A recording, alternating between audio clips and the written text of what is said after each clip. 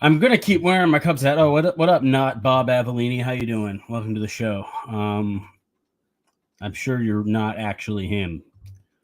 I believe you. Hi guys, welcome to the show. Easy does it. I am Easy, and yeah, I'm still gonna wear my Cubs hat, even though season could not have started out worse for the boys in blue. What up, Daniel Kalin? How's it going, sir? Welcome to the show. Yeah, season could not have started out worse for the boys in blue. Obviously, first game of the season, going well. Justin Steele, what is it? He strained his hamstring, just a strain, not a tear, thank goodness. He'll be fine. He's a tough guy. He'll be back in May, according to new manager Craig Counsell. Man, that first game sucked. Losing that way, just absolutely awful way to lose. Adbert Alzolay. Still, his name's such a mouthful to say, and I really want him to be good. But he kind of took, he got started where he left off last season by blowing a save. And I know he converts a lot of them too. He does a good job sometimes. He had some good saves in July and August of last year, but I don't know. I'm still not sold on the guy. But, man, there's a lot of problems with this team that go way beyond the closer, obviously. The first problem being our ace starting pitcher is not going to be playing until May. And, man, I really wanted the Cubs to go out and get more, more depth at starting pitching. They needed more starting pitching, more. Because in today's game, you need a lot of people who could eat a lot of innings. And I do like what the Cubs have going in the minors, but sweet baby Jesus, we need some help on that pitching staff. Losing 11-2 today was not fun. I did not love losing 11-2 today. Kyle Hendricks looked bad. Not worried about him though, because he'll be fine. He'll figure it out. He always figures it out. He usually starts slow and then gets better. Lack of mojo from this team, and it doesn't even matter how good the Rangers are. Look, I'm not too worried. It's March. It just losing sucks. Yeah. I don't like losing. No one likes losing, but it's March 30th. All right, it's a long season. I'm not tripping yet. If we go to 0 and if we fall to 0-9, then I'll start to worry. But before that, I probably won't worry too much about where the Cubs are at. Yeah, obviously you want to see them start better than they started this year, but again, long season, 162 of these bad boys, and we've only played 2 of them so far. Who knows? Maybe we'll win the next 160 of them. Probably not, but it'd be nice to get one. It'd be nice to fly the W again. Feels like it's been too long since we've been able to do that. I want to say, though, man, Chris Morel, I love watching that motherfucker play. He almost had the game-winning grand slam on what day is it? It's Saturday, on Thursday night, but he missed it. He went foul by 8 feet, which is the worst. That's just the worst when that happens. But just a rough start for the Cubs this year. But that's enough about the Cubs for now. Still gonna rep them because that's my favorite team in Chicago and the only relevant Chicago baseball team. Sorry, Sox fans, but not really. I think it's funny when Sox fans think like, yeah, hey, we got a team too. It's like, yeah, okay. You kind of do. You kind of do. But yeah, they've had a bad start too. They blew a big time lead today. They were up, I think they were up 7-3 against Detroit. Like the Tigers, and the Tigers came back and won. So look, I'd rather get off to a slow start against a good team than a bad team like the Tigers. But anyway, yeah, so just not great stuff for either of the Chicago baseball teams, but I do think the Cubs will turn it around. We had a bad start last year too, and then got really hot in July and August and June, for some of June. But yeah, anyway, that's it. That's it for the Cubs. I'm going to talk about the Bears because, well, how do I put this without sounding like an asshole? I fucking told you! I told you! Oh my God, I told you guys. Y'all were going crazy about this. Y'all were insane. Y'all were like, oh, yeah, oh, this is a smoke screen. They're going to keep Fields. They're not going to draft Caleb Williams. They're not going to take this guy. Hey, Fields is still our quarterback. Hey, Caleb's not our quarterback yet. He's not our quarterback yet. Justin Fields is our quarterback. You and everyone else in the media, you're trying to push this narrative, push this propaganda, push this, push that. Well, guess what? Justin Fields got traded for a 6th-round pick because they couldn't get anything else for him because he's not a good quarterback.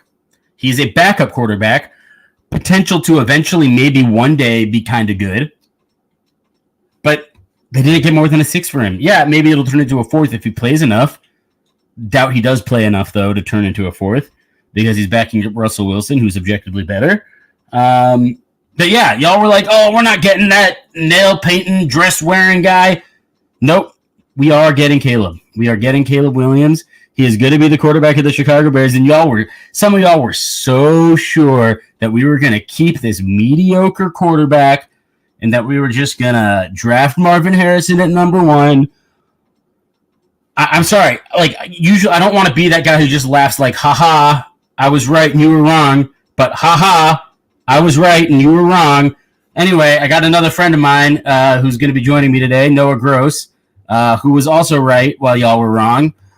No, these guys thought we were going to keep Justin Fields. What do you have to say about that? As Mel Brooks once said, it's good to be the king. Yeah, it's good to have been the guy who was like so staunchly in one corner and to be right. I never gave even a hint of credence to the idea of keeping Justin. I never did at any point. I always with him. Even when you were still like 50-50, I was always 100-0. There was never a time where I went, remember that keep Justin. It never occurred. And like, here's great for me. Now it's like, so now if you were as a board, you're left with one of 2 options. You have to either say I was wrong. You either have to admit, people on this network, the fans, you have to either go, I was wrong and Justin's not good, and I thought he was good and he's not. Or what you have to do is say, no, I still think that my opinion is so superior, and I'm so egotistical that I think my evaluation of Justin is superior to that of NFL front offices that dictated his value as a day 3 draft pick. You're left with, those are the only 2 options certain people on this network are left with. Those are the only possible options. And now Bears fans can rejoice getting a franchise quarterback. It's great. No, I'm rejoicing. I'm very excited. And yeah, obviously, look, I was a little bit more 50-50 at one point, but just fine. No problem with that. But you know how I really felt. Right. You were like 50-50. I'm 70. No. I was much more in the Caleb camp. You at a certain point, 70-30 when you were saying 50. Well, okay, but look, when you're on this show, when you're on this network with some of these guys who are just gonna like they're just gonna keep bombarding this. Oh, we're keeping Justin Fields. I can't be as staunch about Caleb Williams, right? I couldn't for a very long time because like the jury was still out. Like, and eventually, like if Justin Fields was, like had they not traded him. And I had said, like, we need to keep Caleb, then it would have been a much different situation. But I knew we were going to trade him. I knew deep down, and I'm glad we did. What I did not know is that the return would be so poor. So low. But here's something that cannot happen at the same time. A lot of Bears fans are claiming, oh, they did him dirty. They didn't give him a fair chance. Imagine what more they could have done for the kid. First of all, 3 years, 3 years is not doing someone dirty. Okay, like that's he had 3 years to prove that he was good enough, and he didn't. And he didn't. He didn't. Just objectively and he did not. Let's be very, very clear. He did not because he is not. Not because of coaching, not because of pieces around him. There is validity to the argument. However, the reason that Justin Fields did not succeed is because Justin Fields is not good. No, you're right. You can both be not good and have had not great coaching, whatever other BS excuses everyone loves making for him. But you guys have to now meet me at, and he's not good. If you won't completely drop that facade and will completely drop that argument, you have to at minimum meet me at he didn't have weapons and coaching, blah, blah, blah, and he's not a good quarterback. You got to meet me at he's at least both. Well, yeah. Well, I do think it's definitely both. Like, yeah, like there wasn't. I do think Luke Getsy was a very bad offensive coordinator. And I think more than that, I think Justin Fields isn't a good, he's a one read guy who just doesn't, who hasn't shown that he's consistent enough to succeed in the NFL. That is the evaluation of Justin Fields. Throw far, run fast. That's the evaluation. And my other take is, people are like, oh, they did him dirty. They did him so dirty by trading him to Pittsburgh or whatever. But it's like, first of all, look, you can't say that they did him dirty if you're also saying, oh, they only got a 6th-round pick from Pittsburgh because they knew he wanted him to go to Pittsburgh. Right. But you like those two things cannot exist at the same time. Right, like if they sent him to Pittsburgh despite getting better offers for him, first of all, that's bad business. And second of all, that's doing right by him. That's doing the right thing. However, what I think the truth is, I don't think they got better offers. I really don't think they did. Before the trade went down, we were texting, and I was going genuinely like, what spot? Because I think Bears fans going into the offseason, their thought was if they trade him, it'll be for a day 2 pick for him to be a genuine competing starting quarterback next year. And then a week or so into free agency, I went, where's he starting next year? Like, who doesn't like? Everyone has a guy now. Literally, all 32 teams now hypothetically have a guy that they can feel okay starting. No, every single team, even Minnesota. The Broncos have a guy? If come week 1, Minnesota's starting Sam Darnold, it's not the biggest surprise in the world. It's surprising. It's not the hugest shock in the world. They also have the draft picks. If come week 1, New England starting Jacoby Brissett, it's not shocking. If come week 1. Okay, who are the Raiders starting? Gardner Minshew. Or Aiden O'Connell. All right, and then what about the Broncos? They've got Jared Stidham, and they've got so maybe Denver. Denver. The irony of all. Well, that's what I'm saying is I think Denver is the only team right now who doesn't have a starting quarterback. And I think Washington too, but I think those two teams are going to draft someone. Washington's absolutely taking someone at 2. Denver's going to try to, I imagine, which we can talk about later, you know what I mean? But I think even with Denver, I think if they walk in, they can just like a wash year where you just eat Russell's contract and they're terrible. That's entirely possible. But regardless, again, this comes down to if someone thought Justin Fields was capable of being a starting NFL quarterback for their team, they would have traded for him as such, and no one did because he's not. It's just that simple. It just is that simple. Even if he eventually does progress into a good quarterback, which I think, look, there's talent. There's talent there. No, there's unmistakably talent. I just don't think progresses to a starting quarterback. I would put at. No, I think 20%. I agree. I think it's like 15%. But like, look, even if he does, it's like still for this time, we were right to say he's not starting caliber. Look, if 32 GMs are telling you his value, that he isn't worth a day 1 or day 2 pick, then maybe you need to rethink the way you evaluate quarterbacks. I'm just saying. Maybe everyone in the NFL isn't crazy. And every evaluator is crazy. And what drives me nuts is I know the response to this is, well, we're going to take Caleb and we don't know about him either because he's also this notion that like we don't know about guys because they're prospects as if people don't watch like hundreds of hours of tape, as if we don't have combine numbers, analytics, like all these things to make informed guesses on these things, but they'll paint it with a broad brushstroke of, but we don't know anything. Well, all right, Samuel, to your point, yes, I do think they should get an OT at 9, but I don't think if they don't get an OT, it necessarily means that they're going to ruin him, because I don't think Caleb could be ruined like that, because I just like his moxie. I really think he's going to be one of those guys who could elevate people around him. And look, and oh, man, some people are just, they are coming after him with the force of 1,000 angry white guys. And it's like, I can't really think of a force if history is any suggestion. Yeah, no, honestly. But look, I don't understand any of these so-called character concerns about a guy who has never been in trouble with the law. He's, never really done anything like explicitly bad to anyone. He has a great reputation as a great teammate and a great leader. And, he's a hard worker. Like, no one's ever questioned like how hard he works, like if he's going to want it. It's like, what are these character concerns? What are they so concerned about? The fact that he painted his nails once, not twice. He didn't paint his nails at the USC women's game. In case you don't know this, nails are pink. Like, nails in general, like they are a pink body part. Like, it's just, like I don't understand. Like, what are the concerns? Why are people so concerned about him? Is it that he's got personality? Are they concerned about his arrogance? What do you think? What do you think, Noah? A very easy answer that a lot of viewers and fans aren't going to like. It's just like weird, internalized, old school misogyny BS. I don't know what else you want me to call it. No, you're right.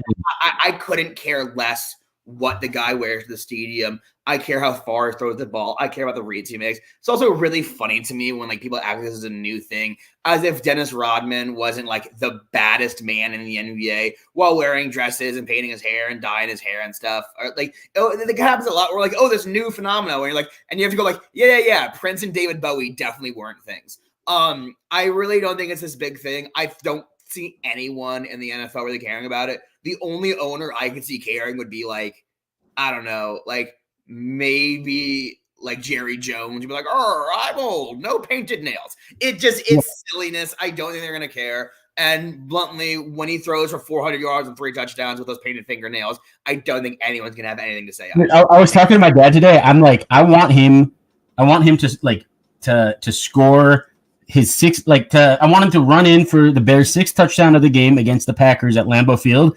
And I just want him to like start throwing glitter all over the fans in the front row. I want him to like show off his pink fuck Green Bay nails. I want him to just do not just like the most eccentric shit, but also just the gayest shit. Oh yeah, and like then penalty. Drop top, like that whole right. Like Richard Simmons comes down and they start doing like, okay, ladies, here we go, 1, 2, and they start like kicking. AC/DC short shorts. Oh, I can so see it. Yeah. Oh, totally. And then and he gets a 15-yard penalty, but it doesn't matter because we're already winning like 42-6, and it's just a great time. It's just a great time for everyone. And look, I my point being, I don't give a shit what this guy does with his fingernails or what he dresses like or how he dances or what color his goddamn phone cases. Let me put it this way. Win games, man. Just win some fucking ball games. I'm tired of losing. Here's one thing I'll say, and this is sort of my end-all be-all. If you didn't have particularly strong feelings about NFL players that have committed crimes, then you don't get to have very strong feelings about a guy painting his nails. Yes.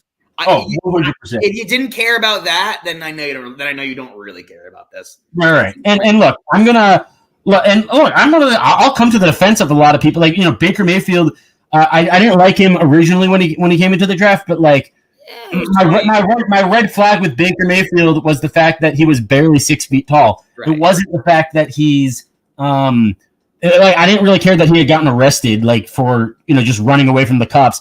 I thought that was you could be people are talking about his arrogance as if it's a problem. But like, look, you've played ball before. Don't you want your quarterback to have some arrogance? Like, don't you want your quarterback to be the only person on your field outside of maybe a receiver with that level of arrogance? Yeah, it becomes a problem when it's like, I'm so arrogant, I think I can make this throw over the middle and 300. But Caleb hasn't shown. But like, great point. But Caleb has shown none of that. He hasn't shown a propensity for interceptions. He had a fumbling problem last year, but that's from holding the ball, trying to do too much. Like, he hasn't shown the propensity for bad decision making on or off the field. Like, you know who else? He also has a charity that works with special needs kids. Like, I don't what you guys want from the guy. Like, it specifically works with like bullied children, and to like kind of that's what it is. Yeah. Like, mental health. I don't know what they want. What the fuck do you want? Honestly, what do you want from him? Like, do you want him to just not say anything? Like, everything this guy says gets so scrutinized, and it's just like, it's crazy. I'm just so ready to see him go out there and ball, but I've never, even independent from the fact that he's with the Bears, I don't think I've ever like rooted so hard for a prospect as I am for Caleb Williams. Oh yeah, absolutely. In my lifetime, the only quarterback I've been as excited about was Trevor. Even Andrew Luck, I'll be honest, I personally was not as like, I was like, oh, this guy's very, very good. I don't know if he has like all got into being incredible, and sucks he had to retire early because of whatever. Right. But no, I was going to root for Caleb as a player wherever he went. Whereas, like, I'm not a huge fan of Jaden Daniels as a player. So, like, there's a good chance he ends up in my division, so I'll root against him in that capacity. If he ends up in Vegas or whatever, I won't, like, root for him to do well because, like, I don't care about him. I just don't think he's that good. I go, oh, Caleb can be, like, truly generationally incredible, and I want to see a truly generationally incredible player because that's cool to see. It's cool having generational players. I'm very lucky that in my entire life I had Tom, and the second Tom was done, I got Pat. Like, that's very lucky that way. Well, yeah, I guess, we're kind of lucky. It would be nice if he played for one of our teams, but, like, it would be nice to get one of them. AFC for most of the time, and so Pat's in the AFC, Tom's in the AFC for most of it. Like, sure. I'd rather they're in the AFC. That's what it comes down to. At least we know we have a shot. We have to deal with Aaron Rodgers for a very long time. I love that post, by the way, where they're like, Caleb Williams is Gen Z Aaron Rodgers. That's not wrong. Not entirely wrong. Definitely has that, like, you love him or you hate him type thing. But the reason that we were critical of Aaron Rodgers is because he was a dick who lied about his vaccination status. And people don't like Caleb is because he, again, checks notes, paints his nails and hugs his mom. Like, these things aren't quite exactly the same. Yeah, things are not. They're very much not the same. And like, look, are we really getting mad at the guy for loving his mom? I've never in my life, like people are literally, they are hating. Look, obviously, yeah, like, you could question a quarterback's toughness when they cry. Like, I get it. Like, you don't want your quarterback like giving off that front, but there's a difference between like crying on the sideline, like a Paxton Lynch, or like crying on the field or something, like a dad with a shoulder, and literally crying with your mother. Like, after a hard-fought game. Like, right, and he's not crying like, wah, boo-hoo, we lost this game. He's crying because it's like, oh, Mom, I love, like, I'm really sad we lost, and Mom, thank you for, I love you, you're supporting me. Like, I personally want a guy that gives that much of a shit. Like, I don't want my guy to care that much. Honestly. So, literally, what people are saying when they criticize Caleb Williams for crying is, we don't like Caleb Williams because he cares about winning and he loves his mom. Okay. Again, I don't know what else you want me to call it than, like, backwards. Dude stuff. Like, I don't know how else you want me to describe that. It's just weird. No, it's so backwards. It's really just backwards. And look, this guy, he's got a lot of swagger. He's got a lot of he's got that moxie, and it's just like, I'm just excited to see him play. I'm really hyped to see him play. And and something else I hate is when people are like, oh, and this is a term coined on the show, is if you like Caleb Williams, then you're a Caleb tramp stamper. But if you like Justin Fields, then you're just defending him and you're speaking. Right. Look, I'm going to defend Caleb Williams because he's my quarterback. Right. Justin Fields isn't my quarterback anymore. So anyone who's still hung up on him, y'all are the weird one. Like, I like Bears fans. I want you to really like get it through your skull. The rookie will walk in as the most talented quarterback you ever had. Get it through your skull. He's better than Jay Cutler, better than Josh McCown in 2013, but sure. He's better than all of them. Better than Josh McCown, better than all of them. I know. I just love Josh. He walks in having never thrown an NFL pass, more talented than any quarterback your team has ever had. Yeah, no, I think there's no question about that. I'd love to see Rex Grossman enter the chat. But no, not even Rex. Obviously, not even Rex can hold a candle to to Caleb Williams, and I think like this is something that we haven't really seen. We've never seen anything quite like this in Chicago. And people are like, he just sounds like Justin Fields, except Justin's stronger and faster and more athletic, which might be true. But like the only thing I give a shit about is throwing and, winning. Well, no, sorry, not throwing. The only thing I give a shit about is winning. Can you win games? Like when the chips are down and when it's late in the game, can you make those clutch plays? And Justin just wasn't able to do that consistently enough. Whereas I think Caleb will be a lot better than that. And look, I don't give a shit. I don't give a shit about win-loss record in college, because in college, like the disparity between the best and worst college teams, like offensively and defensively, is so much wider than the disparity between the best and worst NFL teams. I think that few starting NFL quarterbacks that have like great college records. Very few. Yeah. You think Josh Allen won championships with Wyoming? No. Had a Texas Tech, like. Yeah, no, honestly, I mean, yeah, it's kind of alarming, and I mean, look, like if you want to look at win-loss record in college, how's AJ McCarron doing nowadays? How about Greg McElroy? Right, these are Tebow, Mac Jones. How about Mariota? Like Justin Fields, right? Like I just don't give a shit about that necessarily. What I do care about is this guy's immensely talented. All the scouts love him with very good reason, and he is the Chicago Bears quarterback. And so, yeah, of course I'm going to defend him. I'll defend him until until he's no longer our quarterback, which hopefully is for another 20 years. What'd you say? It's also defendable. Like if you take all these things out and said, like if someone said, oh, well, like Justin is my quarterback, so I'm going to defend him. I'm like, you can, but you also have to acknowledge things. So like I will defend Jalen Hurts while acknowledging his shortcomings as a player. Oh yeah, absolutely. Like, and look, I'm not saying that Caleb Williams is like flawless. Like there are flaws to his game, mainly that the fumbles thing is one thing for sure. And people are like, oh well, he didn't do great against top 25 defenses. Whatever the fuck that means. Which is really just those are just obviously numbers skewed by his one bad game in 3 years of college football that he had against Notre Dame. Against Notre Dame, really. Yeah, one bad half against Notre Dame, and we can't beat good defenses all of a sudden. Right. And also, the Pac-12 is not real competition. No, look, Pac-12 year after year, like they have really good teams. Oregon's a good team. Washington's a good team. Washington always has like really good defensive players. And I mean, they're like, oh well, he lost to Tulane in the bowl game. That was the best Tulane.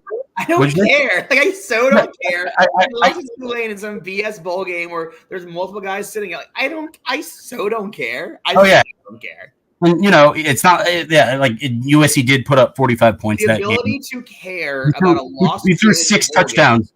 Well, he threw 6 touchdowns and lost. Like, come on. In 3 years from Justin. So it's like, all right. So we're gonna criticize Caleb, but never Justin. That's what there was never any criticism of Justin, and any criticism of Justin was met with some sort of whataboutism, sort of strongman argument, never staying on topic, never staying on point, because they knew they couldn't, because the results statistically, eye test, and record-wise tell you one thing, and people wanted really hard to believe another thing, but unfortunately they didn't have the evidence to support their arguments, which for me is great, because I was never in that camp.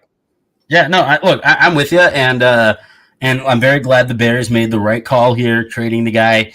And I'm excited. The only question now is who wears number 13? Is it going to be Caleb or is it going to be Keenan Allen? I don't think it's going to be Tyler Scott. No offense, Tyler. I think that one, bud. I could see Caleb wearing 13 and Keenan Allen going to 21 like he wore in college. I don't know if I love a receiver wearing a running back number, but like I can see it. That's my guess. I'd see Keenan keeping 13 and Justin going to the single digits. You mean Caleb? Or Caleb going to the single digits. You have to remember, though, I don't think they're going to give away number 1 that fast. Not a lot, I know. I think you can do... 3, 5, and 7 are all retired. I think 8. I think he'd look good in 8. I think 8 would look good on him. 8? Who's wearing 8 for us? Is no one... Oh, is our punter... I think our punter is 8. Punter. Yeah. Wait, no, our punter wears 16. Someone wears 8. Who wears 8 on the Bears? One sec. Now I'm trying to think. Oh shit! It's killing me. Oh wait, it's Santos. Oh, Cairo Santos. Okay, yeah. Yeah, right. Because DJ Moore's got 2. So yeah, But look, he can't. I mean, look, it would be really. All I know is people are going to be pissed if he wears number 1 right off the bat. But I don't care. Like whatever. Whatever. It doesn't matter. If it makes him feel better and play better, let him where he wants. Yeah, I don't give a shit. What? Like honestly, like as long as we're winning. Walking up in a number 1 jersey and painted nails. Ooh, the my goodness. Some people on the just have. My lord. Oh my goodness. Oh man. And wears a tutu, fucking headband with like a rainbow sticking out of it. Yeah. we could go on and on. Yeah, just like turns to his right instead of hugging Roger Goodell, he just like full on just bends him over and just kisses him full on the mouth for like 45 seconds.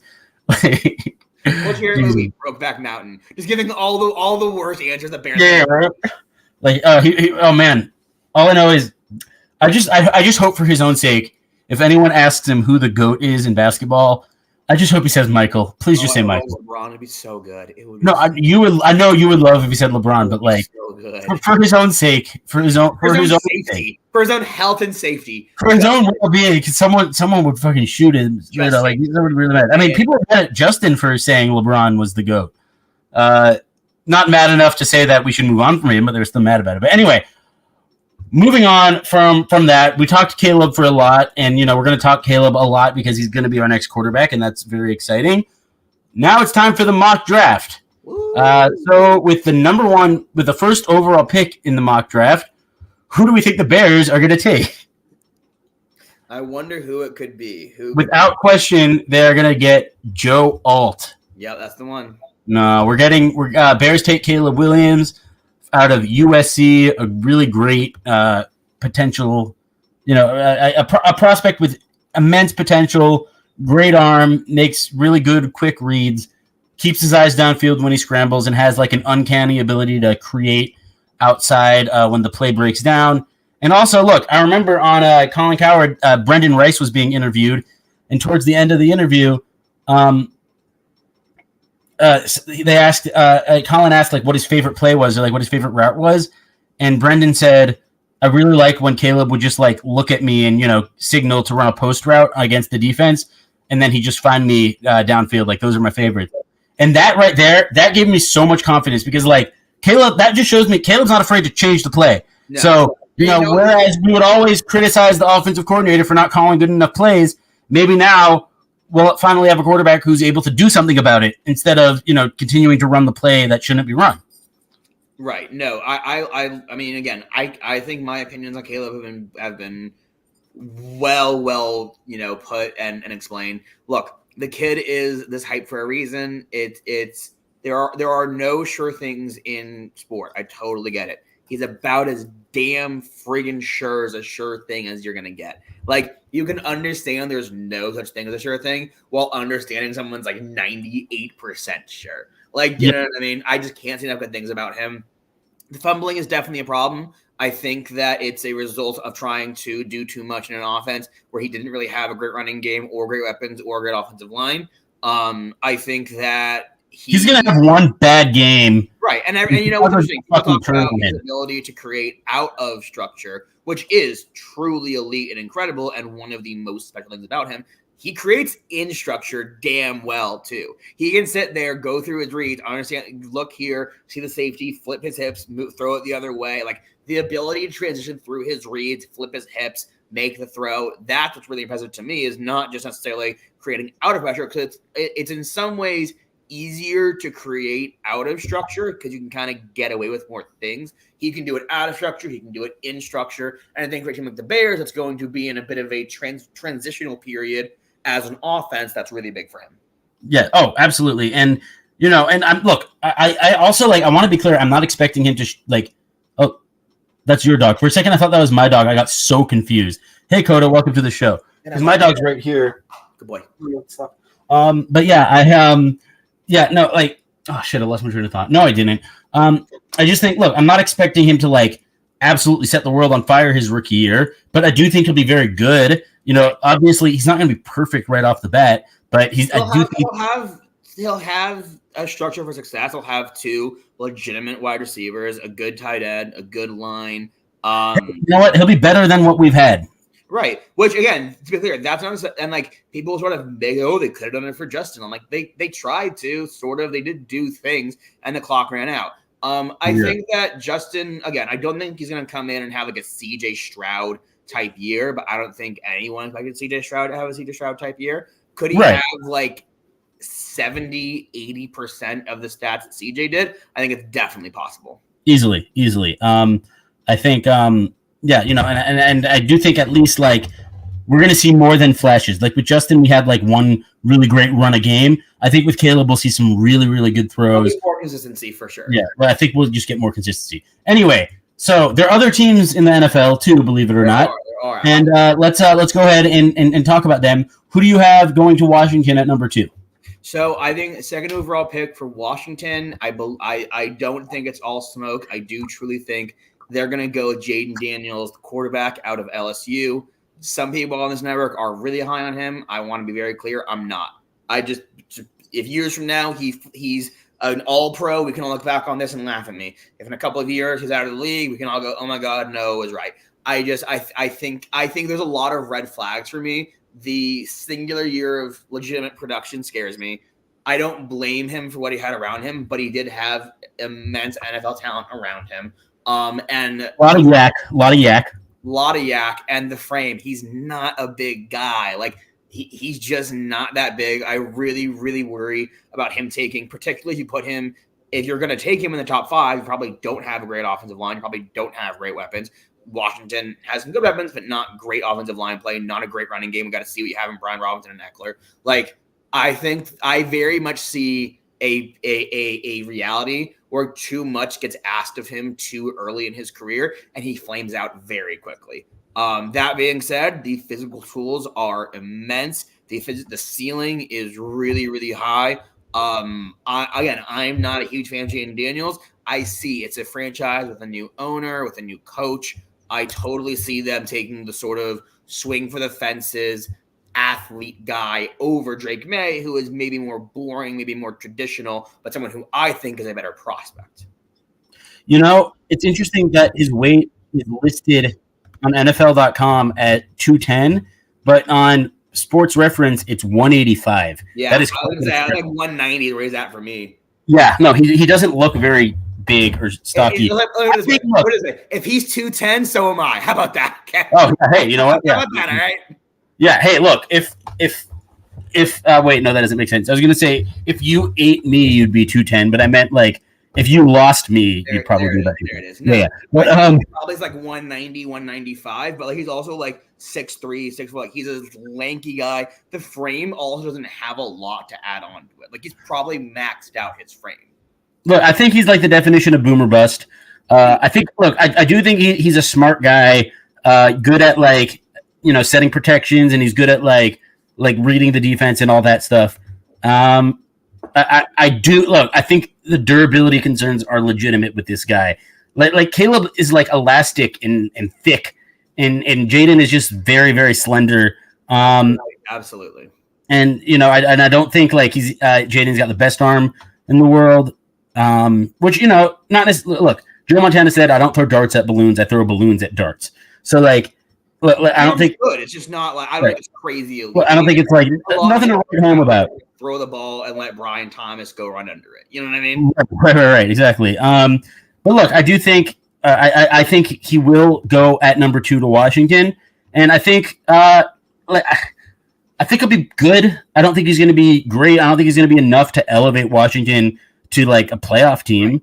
But I do think he'll be elite flashes where he has games where he has like 300 passing, 90 rushing, and 4 total touchdowns. He'll definitely have those games. Yeah. It would be cool if we had a quarterback once who had some flashes, but he never threw for 300 yards, I don't think. It's just crazy. Anyway. Wait, we're not going to bring past that. Did Justin Fields never have a 300-yard game? I don't know if Justin Fields ever had a 300-yard passing game. He could get 300 yards in today's NFL. Oh, my God. Anyway, okay. Yeah, I don't think he ever did. Moving on. Moving on to the third overall pick. We got the New England Patriots. A lot of people think they're going to take Drake May. I've seen people say they're going to take McCarthy. Some people say Marvin Harrison Jr. I think they're going to end up taking May. Yeah, I think May is the second best quarterback prospect in this draft.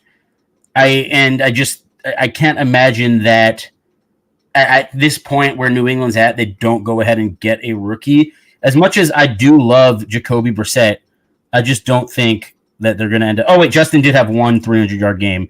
The loss to Denver where he fumbled the game away and couldn't get it done. But yeah, they were up early. But yeah, anyway, also, that was the Denver defense that gave up 70 points to Miami the week before. But anyway, back to this. Yeah, I think that I'd be very shocked if the Patriots didn't go into this draft with the mindset of we're going to get a quarterback. Right. And I do think they're going to end up getting Drake May, who is not just another Trubisky, by the way. Watch their college tape, watch their college highlight reels, and you will see very quickly that they are very different players. Trubisky was RPO, one read guy, just he barely had any long throws on his highlight tape at all. Drake May could sling it and he could improvise. Like he's a good quarterback. I think he's going to be very good in the NFL. What do you think, Noah? I agree with everything you said. I do think it's a possibility that New England sees Harrison as like a generational prospect and understands the position they're in. And if any team in the NFL would be willing to play the long game as far as getting their next quarterback, I could see it being New England. I see they're obviously a very patient franchise. Kraft's a pretty patient owner. That being said, I don't really know what they are because Belichick's gone. Well, that's the thing is that, but they have in the post Belichick era, they haven't really made any crazy. They haven't been, and there's been no crazy trade, no free agent contract that you went, oh my god, what are they doing? No draft pick that blew you away as far as like not getting it. They've sort of stuck to the tried and true way. I think particularly with a head coach there who is like sort of indoctrinated in that way, even more so. All that said, I think they understand we are not picking in the top 5 again. Like, it's just probably not going to happen. We got lucky. I think Drake May is the second best quarterback prospect. I think that if you're making a comparison to Mitch, you are simply lazy and see a white guy playing the same position at the same school. Bluntly, I'm going to assume you do not watch college football and are a pro guy who has strong opinions about college players. I'm a big Drake May fan. In any other year, he's a hands down slam dunk first overall prospect. I think it would have been the number 1 pick last year.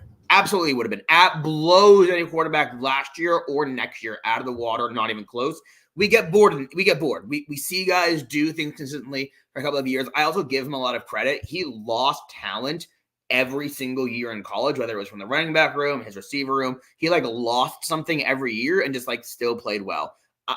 There's no huge flaws in his game. He doesn't have a crazy arm, but it's a good enough arm.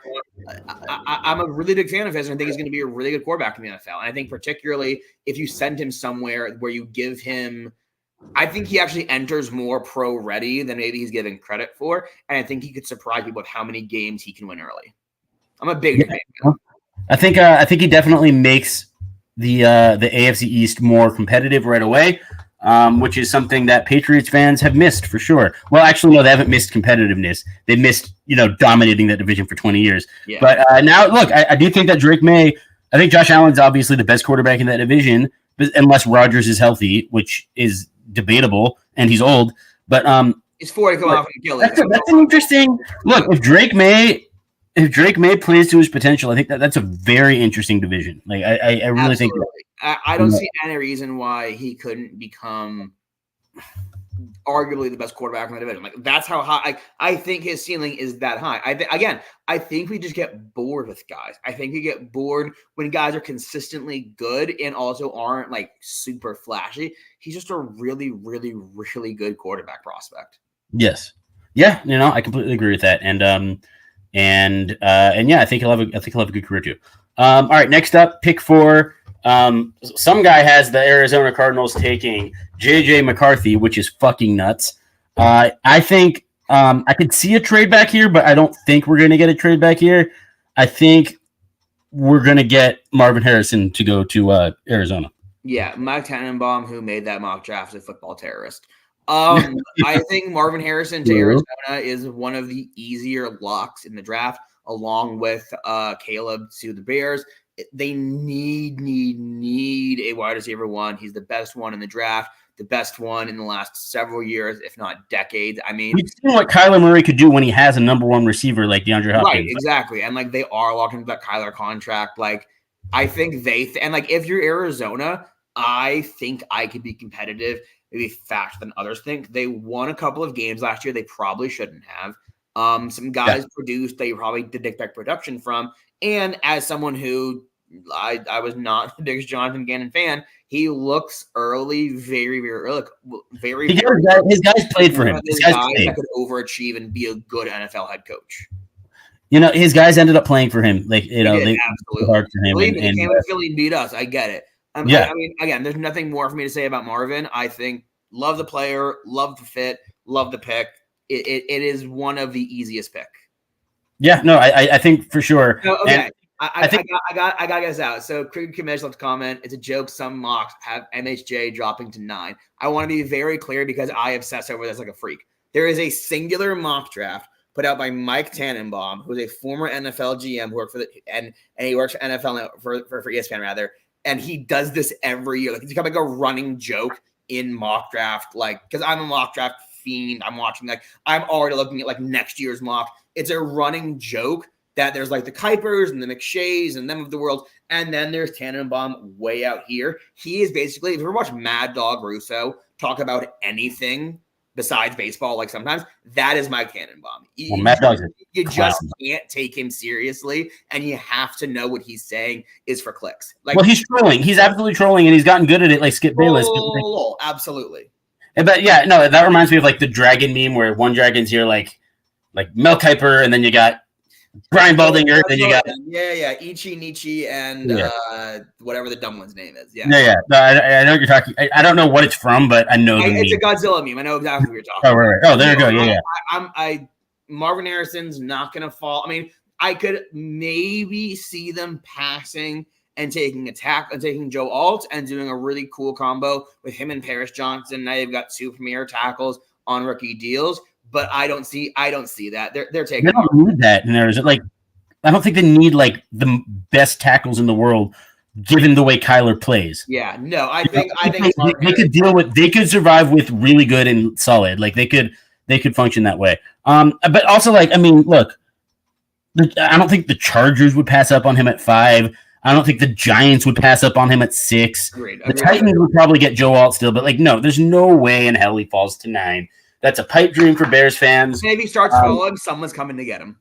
Yes. Again, I just we'll get to what I hope the Titans do, but I don't think they will end up doing what I hope they do. But yeah, so Marvin Harrison at 4. Then things are going to get a little interesting because there is a point in time where the Broncos will need to trade up because, like we said at the beginning of the show, they're kind of the only team without where we don't know who's going to be playing quarterback for them next season. Right.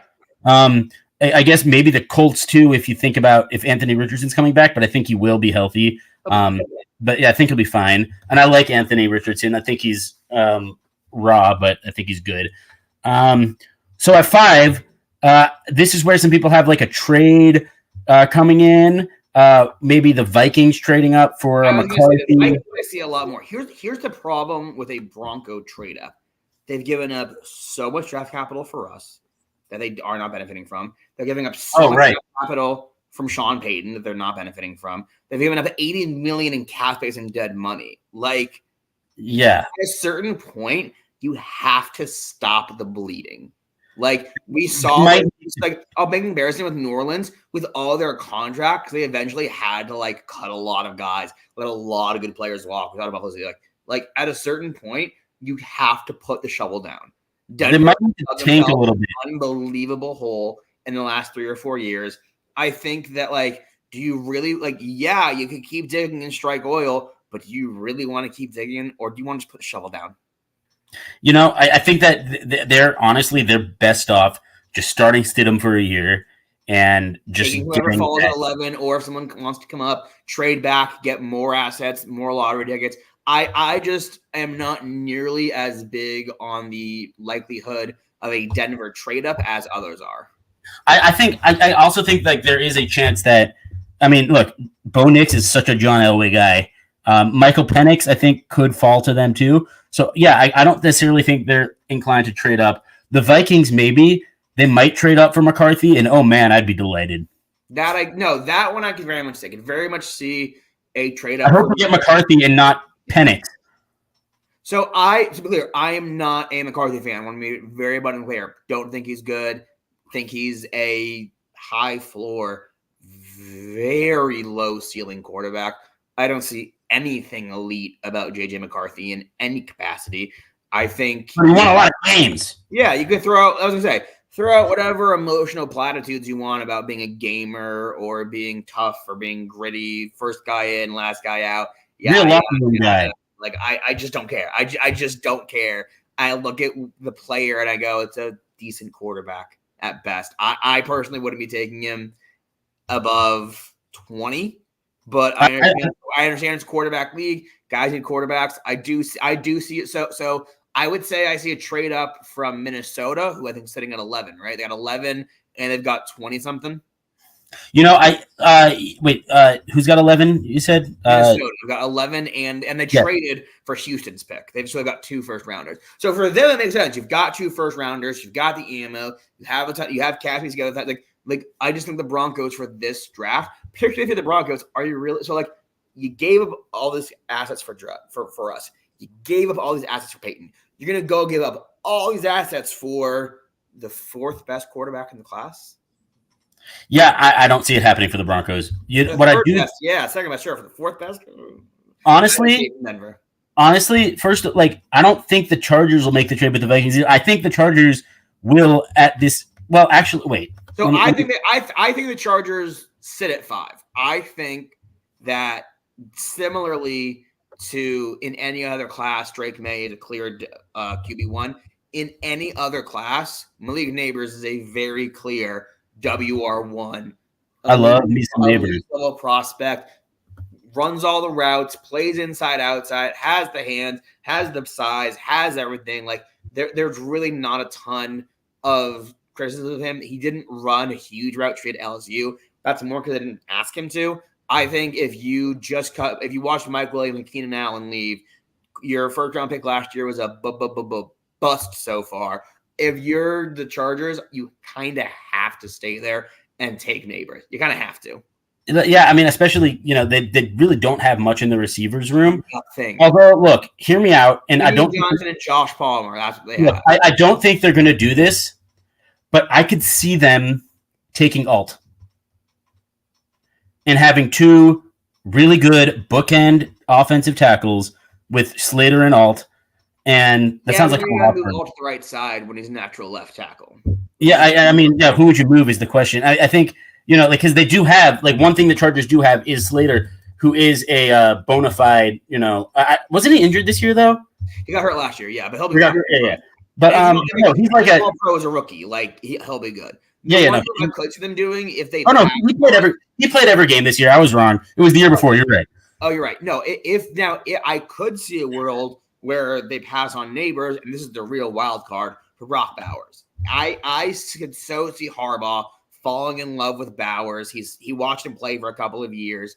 Like, I really think the value. Some people, like, if Bowers went at 5, I would have the same surprise or lack thereof as if he went at like 15, 16. Like, we love to get onto Ryan Poles. Such a varying thing on where you think he goes. Yes, and just to comment on what Crooked just said, yeah, we love to get onto Ryan Poles for whiffing on Velus Jones, and there's some merit there. I still think Jones has some potential. That's the desperate Bears fan in me a little bit, but also like when he has the ball in his hands, like he could be like a 3rd round pick. Yeah, he was a 3rd round pick. Yeah, that's a little different than passing on Zay Flowers and Jordan Addison. Yes, exactly. And the point I'm making exactly is, I mean, yeah, Quentin Johnson really, really disappointed his first year. Noah Gross called that. Noah Gross was not a big Quentin Johnson fan last year, if I remember correctly. And Noah's commentary on Quentin Johnson is that, yeah, he's a big guy, but he doesn't play big. And I think, and I think, like can't really coach that. You can't really coach someone how to like, play with all their body because that's just instincts. That's just like that's what separates an NFL player from a college kid. It's that simple to me. It's the same exact criticism I have this year. So it's funny. I was talking to a friend of mine, and he said, and he's saying to me, like, you don't always nail your guys' low. He said, if you hate a prospect, he's saying to me, if you hate a prospect, he's not going to be good in the NFL. Like he just knows that. For me this year, it's Keon Coleman, the receiver from Florida State, who at some ports of the season, some people were saying he was better than Rome Odunze. And now he has plummeted down draft boards and is probably going to be like a second round pick. To me, Keon Coleman is the definition of a big bod receiver who doesn't play big. And doesn't Florida State have someone who's the opposite of that who you just love? Johnny Wilson, who is 6'7", like 230, an absolute monster of a man. Who it's like, oh, he doesn't run a lot of routes. I'm like, he's 6'7", 230, and can play outside receiver. Take him in the third round and shut up. Like, it's kind of my feeling on it. If he runs what does he run? He ran decently well too. Like I don't remember the exact number, but it was a decent. If he runs, I remember it was a decent. If he runs in the neighborhood of a 4.5, like sign me the fuck up. Like that's Brandon Marshall on still. I want to say it was a decent combine. Yeah. But anyhow, look. I don't want to get too much in the rabbit hole, but yeah, no, I do think like the Chargers absolutely need to hit on this one. But I do think they end up 4-5-2. Do you think they trade with the Vikings, or do you think they end up staying at 5? I think they end up staying at 5 again. I think that they take Neighbors. Yes, absolutely. It's Neighbors. Neighbors is better than Odunze. In the draft, Neighbors is a WR1, and it's the combination of position of need and who's best available on the board. Like they both desperately need a receiver. And the best player on the board, arguably, is a receiver. You can't it's just too easy a pick. Yeah, I can't really argue with that, and I think like they're going to need a weapon, and so I think Neighbors is the one who goes there at 5, leaving the Giants at 6. Obviously, you're not a big Giants fan as an Eagles fan. I got them taking Bowers here. I think they make that range. So I see that. It makes a lot of sense. Darren Waller hasn't been great for them. Bellinger going into the end of his contract. There's not a lot of offensive weapons there. I think Bowers makes a lot of sense for them, especially because like they are very bad and are going to be rebuilding for at least another year or two. So to know you kind of get in someone who is going to be very good, very high floor player that helps you off in several ways, Bowers makes a ton of sense for them. I think they're taking McCarthy. I hope and pray they are. In my best case scenario, Washington takes Daniels, who I don't like. Giants stay where they're at, and they take McCarthy, who I don't like. I think that if ever there was a coach in this league that's going to fall for the whole hard worker, first guy in, it's so Brian Dable. It's so the guy who got this lump of clay that was Josh Allen, who was crazy, and then in Dable's head, he made him into an all-pro, like he's such a Giantsy pick, and I can so picture Giants fans being like, and he's a game about a Buddha B. Like it just makes too much sense. The funny thing is so that means their quarterback room would be Daniel Jones, Tommy DeVito, and JJ McCarthy. Out of all the quarterback rooms in the NFL, that is definitely one of them. But no, there's no question. He does also make genuine sense. The Daniel Jones contract was only a 2-year deal. I just think that, again, even though I'm not high on him, this is one of the things where I'm able to separate my opinions from what the league says, something that some people in this network have a problem doing. People in the league seem to think that it's interesting. The league seems to have a general consensus of we as scouts and evaluators don't think he's that good, but we still think he's going to go high. And that's kind of just cuz. You know what I mean? Because it's a quarterback lead. You need quarterbacks. It's a great quarterback class. Also, next year's class is horrid. It's really, really terrible. Who is it? Ewers? You're going to see guys going before they should this year. Is it Quinn Ewers the number 1 quarterback next year? Maybe Quinn Ewers, maybe Carson Beck, maybe Sanders. And Dion's already saying he's not going to play in some places. Like it's such a bad class next year. So I think McCarthy, Penix, and Nix will all go higher than they should. So I think 6 is when the McCarthy possibilities really start. Oh man, it's gonna be interesting when someone has to draft Deion Sanders' personality without his playing abilities next year. Look, I like both of his kids, and I think the quarterback could be good. I just like it. It's gonna be bad. I am never, ever going to say anything bad or predict anything bad about any football player whose last name is Sanders. True. Right. Exactly. Even fucking Emmanuel had a great career.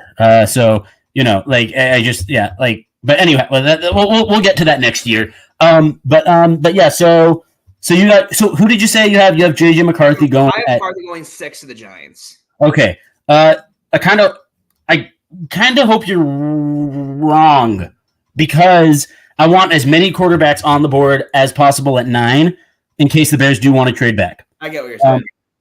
That said, for your sake, it would be great, for them to get a quarterback who we both don't think is very good. Number 7, we don't really need to talk about this one much. The Titans are taking Joe Alt. Joe Alt. Yeah.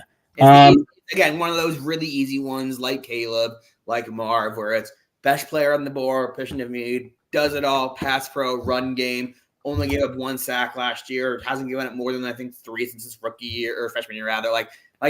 He is as good as they come as left tackle prospects. Yeah, and I think, he's one of those where he'll come in and he'll immediately be like that alpha, that anchor of the offensive line. And, yeah, he just fits right in. He'll replace Juan very well. Tackle Skoronski at left guard. You've now put offensive line in back-to-back years. I think he and Skoronski could be like an elite left side tandem. Sort of like Eagles have Dickerson and Mailata. They could be better. Like truly, that is the ceiling. Really? Oh yeah. Okay, I can see that. There's no reason Skoronski couldn't be the best guard in football, and there's no reason for Alt could not be left tackle. Like that is. You said the Eagles have, and I was like, wait a minute, you're not going to say Lane Johnson. But then I heard where you're going. Yeah, Mailata short. Like Mailata, I love Jordan Mailata. Left tackle, left guard, Mailata, and Dickerson. Right. I always forget like who's right and who's left in terms of the offensive line because my brain is on baseball and pitchers left and right, and that's enough left and right for my brain, But I think it's Alt 7, slam dunk, easiest one you can do. Yes. Like it will take very little time for them to announce his name. They're on the clock and the pick is in. Like every year there's one of those, you know what I mean? Exactly. Now this is an interesting pick because I don't really know where the Falcons are going to go. I could see them going after a Fashanu type, but there's no reason to really think they're going to like move on from Jake Matthews. I mean, he's getting up in age, the contract's there, but he's still playing good football. Also, I'm huge on Fashanu. I really think it's sort of like not quite 1A, 1B with him and Alt, but I don't think it's much of a drop from Alt to him. Jake Matthews has never missed a game. Hasn't missed a game since his rookie year. No, yeah, Jake is they're not taking. He's also like in the final year of his contract, making like a $20-something million cap at turning 31. Traditional team. They also don't have. And then the better thing, they've got Caleb McGarry on the right side who's locked in. I don't see it being Fashawn. Yeah, right. For them, and I think pre-free agency, I would have felt like Rome Odunze was the guy very easily because you don't really quite know what you have with Pitts and with London because there's been some sort of offensive football terrorism in the last couple of years. I think every year there are guys who slide. And we go, oh my God, how did they slide? I think this year it is Odunze. I think there are just going to be some people that look at maybe the lack of a route tree. I just think he slides. I think he is possible. I think that more likely than not, 8th is where we see our first defensive player go. I think that they need a ton of help on the defensive side of the ball. I think that they've got a defensive head coach. Makes sense for it to be a defensive guy. And I think that it's going to be Dallas Turner. I think that Turner over Verse. I think so. I think Turner's combine pushed him over Verse. Verse is the better body and more scheme versatile. Probably has a higher ceiling than Turner does, but Turner's got an incredible motor. He's a plug and play outside linebacker. And he really had a really, really good combine, tested top 10, basically all the important numbers. And just when's the last time an Alabama rusher went in the top 10 and didn't pan out? They kind of always do. You know what I mean? They kind of always work out. They kind of always do. Thing is, he is very scheme specific. Are the Falcons going to run a lot of 3-4? But it's like he's scheme specific, but also in today's NFL, most schemes are pretty versatile and hybrid as is. He's definitely a traditional 3-4 outside backer. If you ask him to put his hand on the dirt, yeah, he can do it. But you're probably just like the reality is, I was like, oh, traditional 3-4, traditional 4-3. Really, the only difference is like, can you rush with your hand in the dirt or do you rush standing up? Like Dallas runs a 4-3, a traditional 4-3, but like, Micah Parsons is a 3-4 outside backer / defensive end. It's really all the same thing to me. There's no reason he can't be a defensive end in a traditional 4-3 if you're going to really hamper on that point. But I just don't think it's that big of a deal. I don't know. Like the one thing is like I feel like the Falcons, they can never stop the run ever, like in my entire life, and that's why I'd be a little more hesitant about Dallas Turner. But I do think they will still end up taking him. I think he's the best pure pass rusher in the class, and it's tough for a defensive head coach to pass on the best pure pass rusher in the class. It's tough to ask him to do that. I think Atlanta is definitely primed for a trade back, but for sake of argument for here, I'm going to stick with no trades, stick at 8, and taking Dallas Turner. All right, that checks out. And then at number 9, that leaves a lot of options for the network being our Chicago Bears. Which, I mean, I know you have someone who you think they should take. I have someone who I think they will take. But what do you think they're gonna end up doing? What do you think they should do? Very, very strong opinion about the Bears at 9. You think they should take Fashanu? Yes.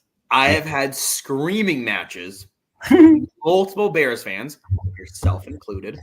Well, I'm not very staunch on this one. Difference of value between a blue chip offensive tackle and a blue chip wide receiver, specifically his blue chip WR2, and the value it provides to your team. Passing on an offensive tackle for a wide receiver 2. Oh, no, I don't want a wide receiver 2. That's not. No. We had the argument about like value itself, WR2 versus tackle. I don't think we had that argument. Oh, I'm thinking of different Bears fan then. No, because I always say we always say, what are the 3 most important positions? Quarterback, offensive tackle, pass rusher. Right.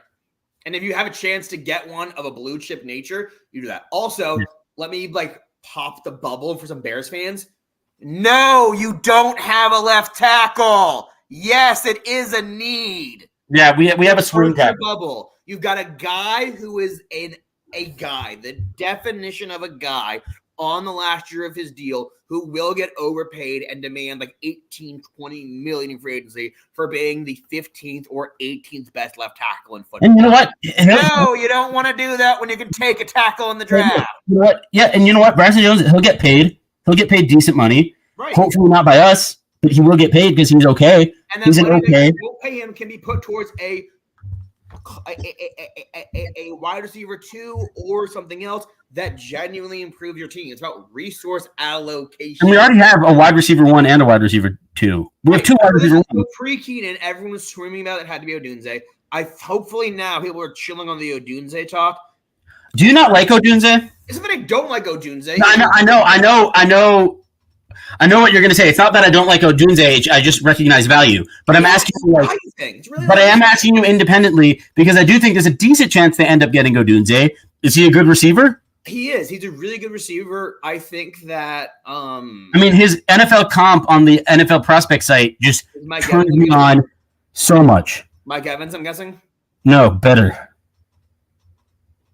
They said Calvin Johnson. I'm going to murder someone. It's not Calvin, but it's someone who I love. But it's I'll give you a clue. His name rhymes with Barry Fitzgerald. Ugh.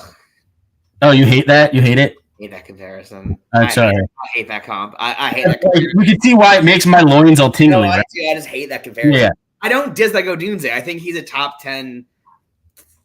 I think he's a top 10 talent. I just think Neighbors is better, and I think that I think that Odunze, again, specifically when it comes to the Bears, the amount of value that Fashanu provides to the Bears versus the value that he provides to the Bears, it's just much different levels of value. It's so different to me. I think Fashanu is so much more valuable. You can get two, because Darnell Wright has already looked good. It's looking already like, bang, you nailed it. Good job. You can have two offensive tackles on rookie deals and not need to spend tens of 20s of millions at that position. That's such a big deal. That is a, guys. This is a really big deal, Bears fans. No. It is a huge deal, and like the more we talk about it, the more it's like we're always trying to get that offensive tackle right, and the fact that we could have, like a bookend. And look, the thing is, it really does kind of fall into place.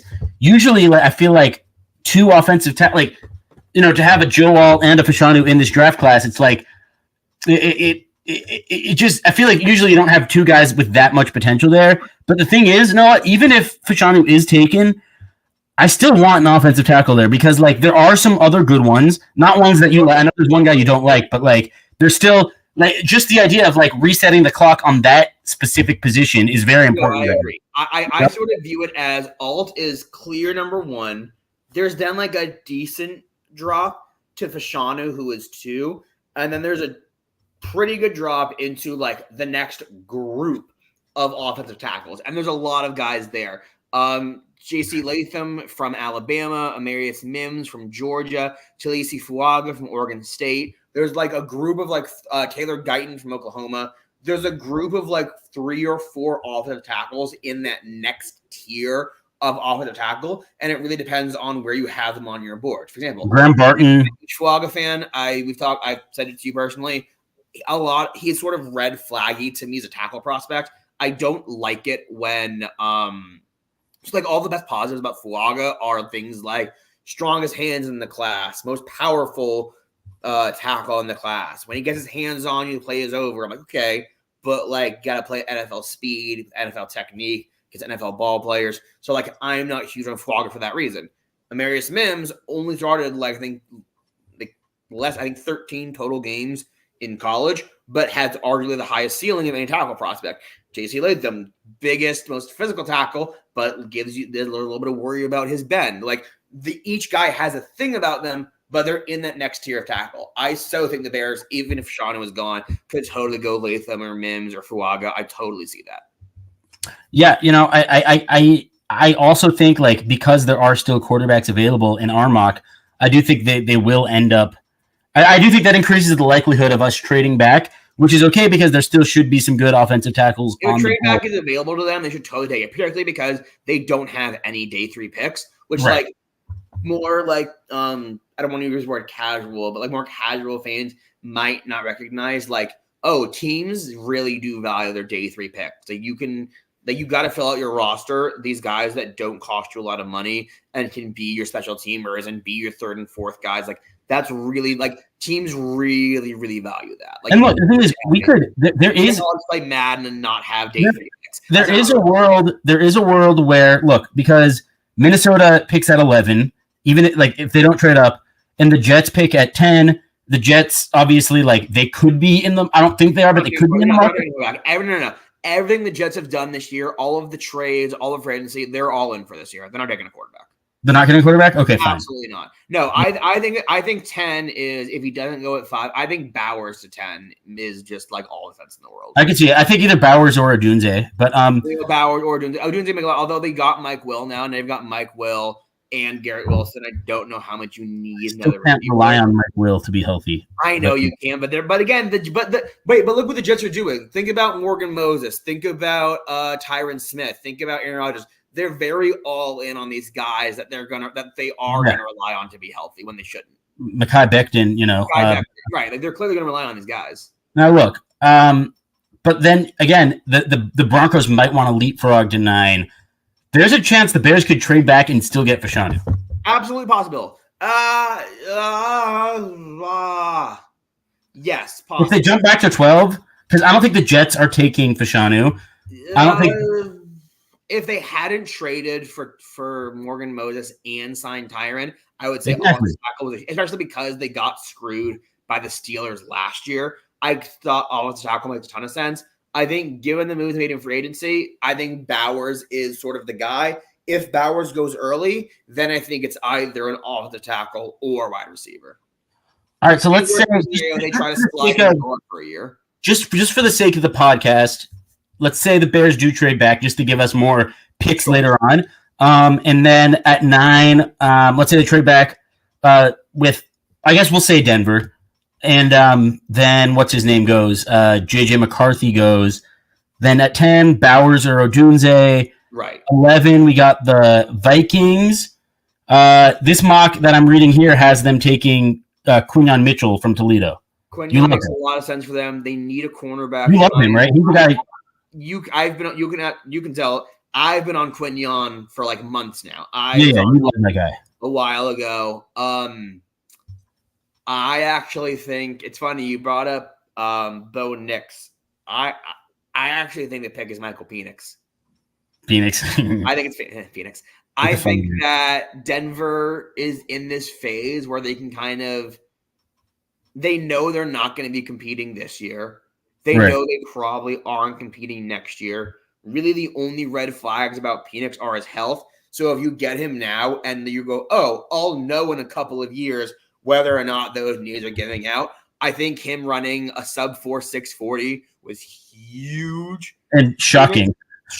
I think it blew a lot of people out of the way because it's like, okay, he's got a better arm than Nix. He's faster than Nix, better mobility. Like, really, the only thing Nix has on him is like his processing as a thrower of the football. Like that's where better after starting for 17 years at Auburn. Right. That's where Nix makes his money on those first read, quick throw. There's a lot of reasons people are kind of comparing him to Drew Brees, which I think is a lazy comparison, but I understand. I think he's more like Mitch Trubisky, if I'm being honest. That's what I see too. I don't see Nix going that high. I totally see a world where Penix goes flying up draft boards and at 11 goes to the Broncos. Absolutely, I see that world. All right, yeah. Well, I buy it too. I do think the point I'm making is that like a quarterback does go there. Agreed. I just have to use Penix and not Nix. And like while we're kind of doing this, like you have your mock, I have my mock. It's kind of a little hazy. Like this is where they kind of get blended a bit. But like I do think what the Bears will do is. And I don't agree with this pick. I don't hate it, but I don't agree with it. And I think they will end up getting Jared Verse in the 9 to 12 range. I can see that. I think I see it a lot. Higher floor prospect than I think people are giving him credit for. I also think his ceiling might be getting a little bit exaggerated. He's got incredible length, great size for the position. I don't know if he has the athleticism and the bend to fully take advantage of that length and of the athleticism. I haven't quite seen the hip mobility and the dip that I wanted to see from him. But like, you can pull up his exact measurements, but I mean, he's like 6'5", 6'6", like 260. Yeah, he's 6'6". He's a big, long guy. Josh Sweat for the Eagles is my comp for him coming out. Oh, wait, I'm sorry, he's 6'4". I don't know why I thought he was. I think he's 2. He weighed in at 255. I think he'll play more at 260. 260, and he's got a really good long wingspan. He's got one of the longer wingspans of the pass rushers this year.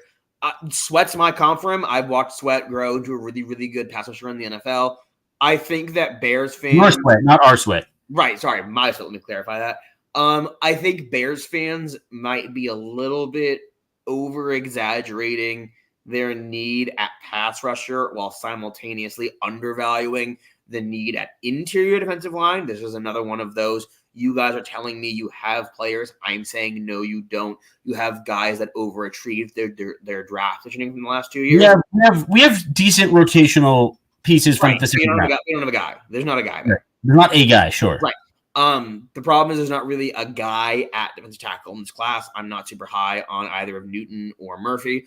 I think Jared Verse to the Bears is a solid like B pick. It's a B need. It's a B player. It's a B value. It's just like a rock solid like B.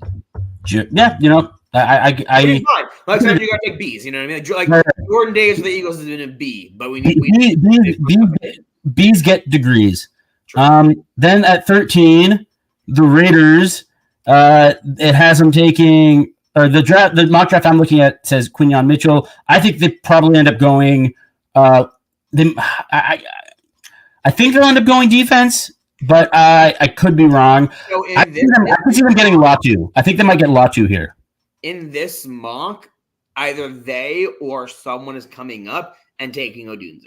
Because even if I might not be that high on him, if Odunze is there at 13, that's crazy value for Odunze. That's like really, really, really good. Reminds me of like when Jamal Adams fell, and we were all like, "What?" Or when the Derwin James fell. I think the Raiders taking him actually makes a lot of sense. They haven't really developed anyone next to Devontae Adams to do anything in that offense, whether that is at the tight end position, at the running back. Like there's really like a void of talent. And if you're going in with Garrett Will or with Garner Minshew and AOC as your quarterbacks, you gotta help him out a little bit. Devontae is also getting up there in age. I would imagine he's like 30, 31 now. I think Odunze for the Raiders in Vegas starts as WR2 when Devontae gets old and or slow down, takes over as WR1 for whoever the quarterback is who is good. And like also like, you know, Antonio Pierce, it's a bit of a long haul, best available on the board. I think Odunze at 13 to the Raiders is a slam dunk. Well, I mean, look, I don't think he will be available in my mock. In this mock, if he's there at 13, you're taking him for sure. Yeah, that's. I think for sure. If he's available at 13, yes. I don't think he will be, and in that case, I do think that they'll go with a Fuaga or a Fashanu, and then I think the Saints at 14 absolutely also take, whichever one isn't taken out of Fuaga or Fashanu. Well, I think it's I think Fashan, I think they're both coming on. But I would say between Fuaga, Latham, and Mims. Those are sort of the three names. And then also Taylor Guyton from Oklahoma, though he's a bit further down boards. No, I think you said, I think offensive tackle, some combination of Fuaga, Mims, Latham. All right. Yeah, and I think that definitely checks out. And I think then we got the Colts going at 15. I think they'll probably want to go offense, help out their not rookie. I mean, for all intents and purposes, kind of a rookie, but he's been in the NFL for a year. Like that's a year of being in an NFL locker room, having experience, and he's like a half rookie, I guess you could call. I agree, but I would also say they've given him already a pretty good offensive line with multiple Pro Bowlers. They just re-signed Pittman. They really like Alec Pierce. They've got Jonathan Taylor there. I think they're going to go. Well, sorry, go ahead. I think their defense needs a lot more help. Like truly, like as of right now, like name me who plays defense in Indianapolis. I can think of like 2 or 3 guys. I think particularly the secondary needs a ton of help. I think if he's on the board, Quinyon Mitchell makes a ton of sense there. I love Quinyon. If he's not there, the name that seems to be the consensus second corner, the guy on a bathboard, is Terrion Arnold, who I'm, again, one of those I'm not as high on guys, but I think him at 15, big body corner, plays the outside. They lost some talent in the secondary with Blackman. They don't really have any corners there. Rhodes is gone. Yasin was traded. Like there's not really any big names in their secondary. I think adding a corner like Terrion Arnold, who has one of the higher floors in the draft class, comes in right away, especially when you're playing Trevor Lawrence twice a year. You're playing C.J. Stroud twice a year. You got to have guys that can cover. I think he makes I think Terrion Arnold, another one of those like slam dunk, just like makes, even if I'm not huge on the prospect, makes a ton of sense at 15. Yeah, I could see it too. And I think that they will end up going with one of those corners as well. Because the more I think about it, like I can't think of one corner on the Colts off the top of my head. I'm trying to think of one, and I really Then got the Seahawks at 16. This is a little bit interesting. I still think, look, for some reason, I've still sold on the idea that they're going to get Penix, but I don't know. They do have a quarterback. They don't have the best quarterback, but they have a quarterback. What about Latu here? I could see Latu. It's definitely, they really, really need pass rushers. Latu, it's all about his medicals. It's all about the neck and whatever. I'm also a person like not as high on Latu. It's one of those. He's similar to me. He's kind of poor man Dallas Turner, where it's like a lot of the same characteristics: high motor, big energy, but a lot of the same criticisms about the bend and the athleticism that I think he just like also isn't as good as Turner is with his other stuff. I'm not super high on him. I do think it makes a lot of sense for them there, though. Again, as far as those value needs, swinging, taking swing fences. That said, it's one of those. The NFC West, outside of the Niners, it's really a wide open division. I could see them going with an offensive player. I could see them going with a different defensive lineman. I don't think they get a receiver. They seem set at receiver. They're good at receiver. If Bowers was there, they would do it. They're set at tackle. I think this could be where we see our first interior offensive lineman go because they lost Alec Lewis in free agency. What's his name? Troy Fatanu or whatever? Fatanu, yeah. I think that's – I think Fatanu's a pick for me there. Has the versatility. I think he could be an NFL tackle. I think he'll be an amazing NFL guard. Went to Washington, has familiar – they've run very similar schemes. They just signed Waldron. Like, I think Troy Fatanu makes a ton of sense for them there. Wait, we have Waldron. Oh, not Waldron. I'm sorry. They hired Baltimore's offensive coordinator. Who runs some similar stuff that Washington did as far as the run game and the blocking schemes. Right. So I think and again, local product, went to Washington. You just lost your starting 2 guards from last year. Another one of those like scheme, need, bang, book it. Yeah, checks out. Then we got the Jaguars, then the Bengals, 17-18. Jaguars, I think like the main thing they're looking for is interior defensive line. Is this where you think those guys might fall off the board like a Newton or a Murphy? I think this is where the start of their ceilings as draft prospect picks could be. I think it's definitely a possibility. I think the Jags definitely go defense. They spent a lot of money on offense this offseason. Interior defensive line's a definite possibility. And really it comes down to preference between Newton and Murphy. I'm a little bit higher on Murphy. I think he's a better pass rusher. I think Newton's a better run stopper. I also think secondary is a possibility. They've got a really, really good corner in the kid from Georgia a couple of years ago. I'm trying to remember his name. I can't remember his name on top of that, but they've got one good corner in Jacksonville. I think another one could be really valuable. Depending on his medicals, Cooper DeJean could be really valuable for that Jags defense. Outside corner, slot corner, safety. Andre Cisco is safety there, as I like a lot. I think that could be the ceiling for DeJean, depending on his medicals. But I'm with you on this one. I think it's an interior lineman, and I'm leaning towards Murphy. Tyson Campbell. Thank you, Tyson Campbell. So they need another outside corner behind next to Tyson Campbell. Also someone for the slot because Darius Williams is entering contract year. I think DeJean makes a ton of sense for that team, but I'm with you on this one for the sake of this mock. I'm going to stay with a defensive tackle, and I'm going to go with Murphy.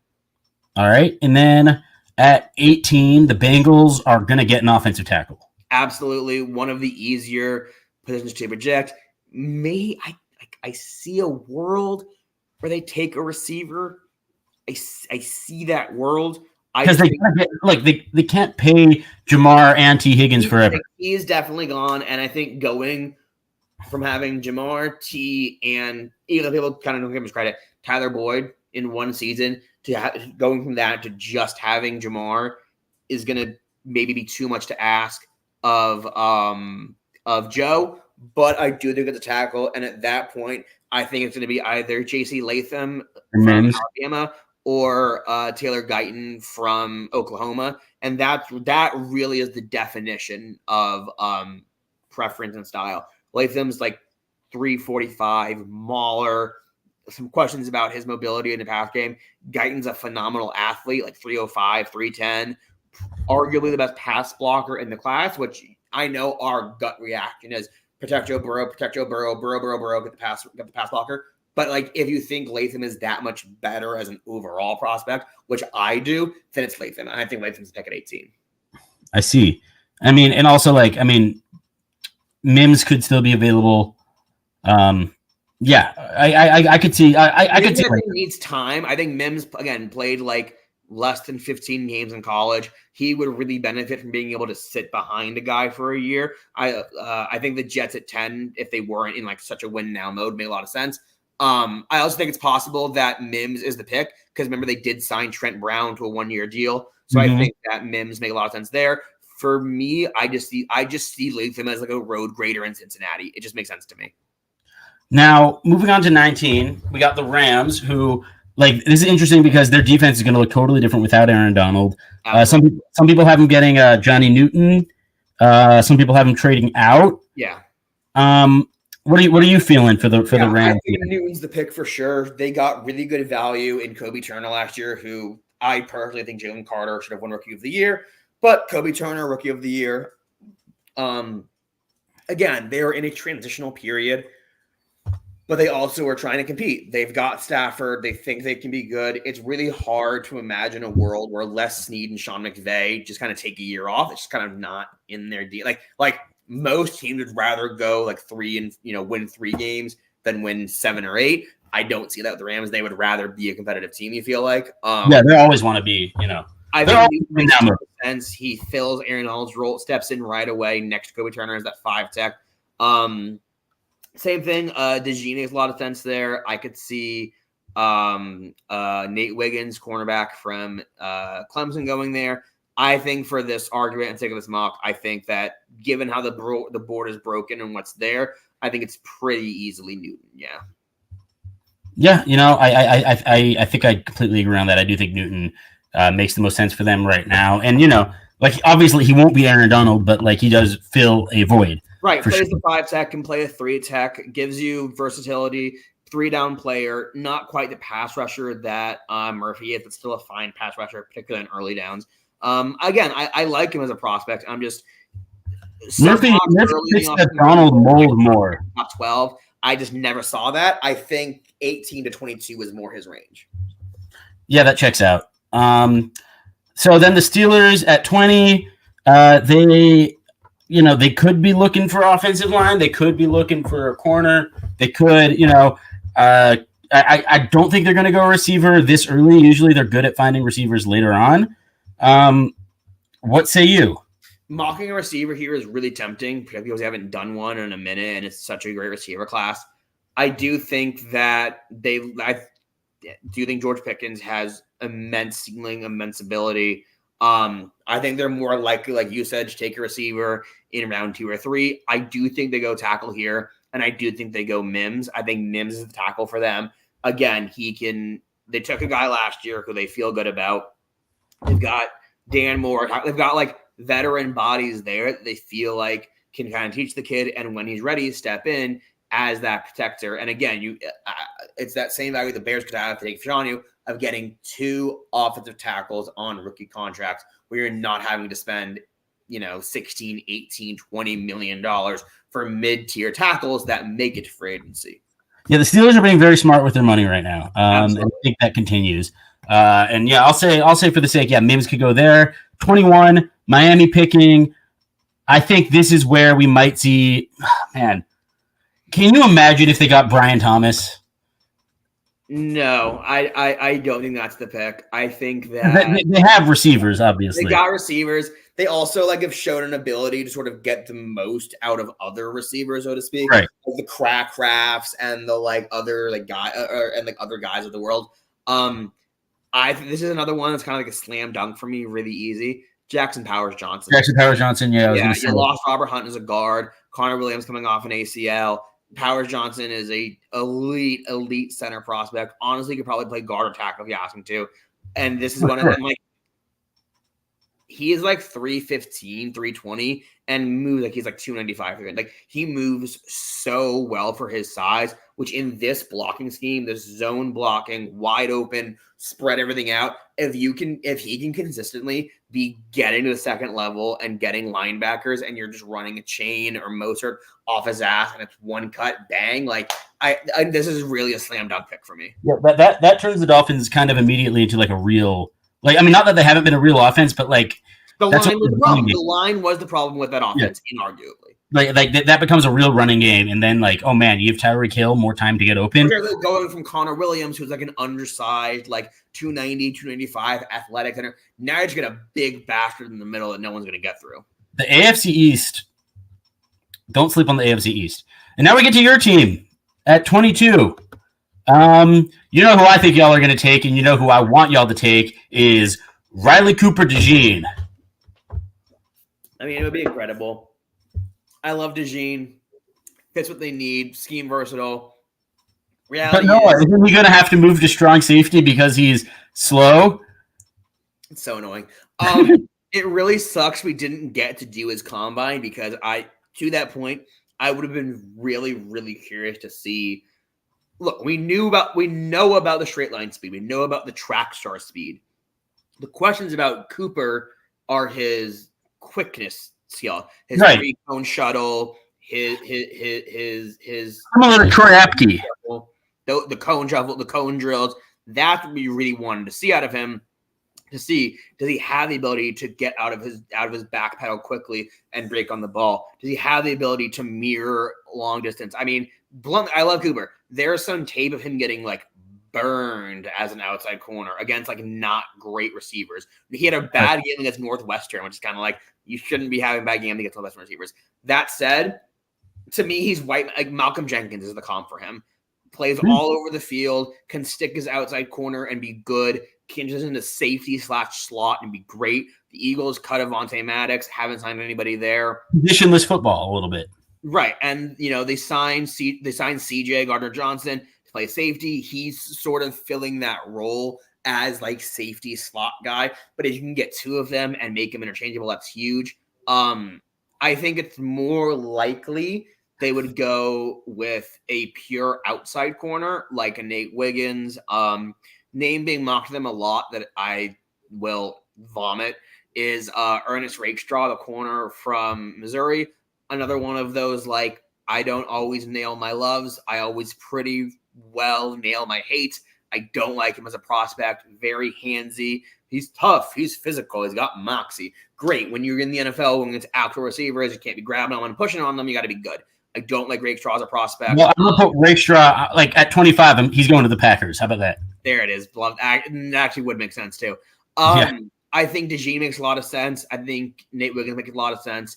I don't think it's an offensive lineman as much as Howie Roseman has a reputation of, like, loving his offensive lineman, and he does. They haven't taken one in the first round since Danny Watkins, who was a guard who flamed out back in, like, 2014. They really tend to do their damage on day 2 in the second and third rounds and the later rounds. I do think one of the first 3 picks is an offensive lineman for the Birds. I don't think it's at 22. I do think it's either a DB or people seem to maybe kind of be underrating just how much the Eagles rotate their defensive line. Maybe that's changing under Fangio, but that said, they've always been like 6, 7, 8 deep at defensive line. How do you feel about the Reddick trade?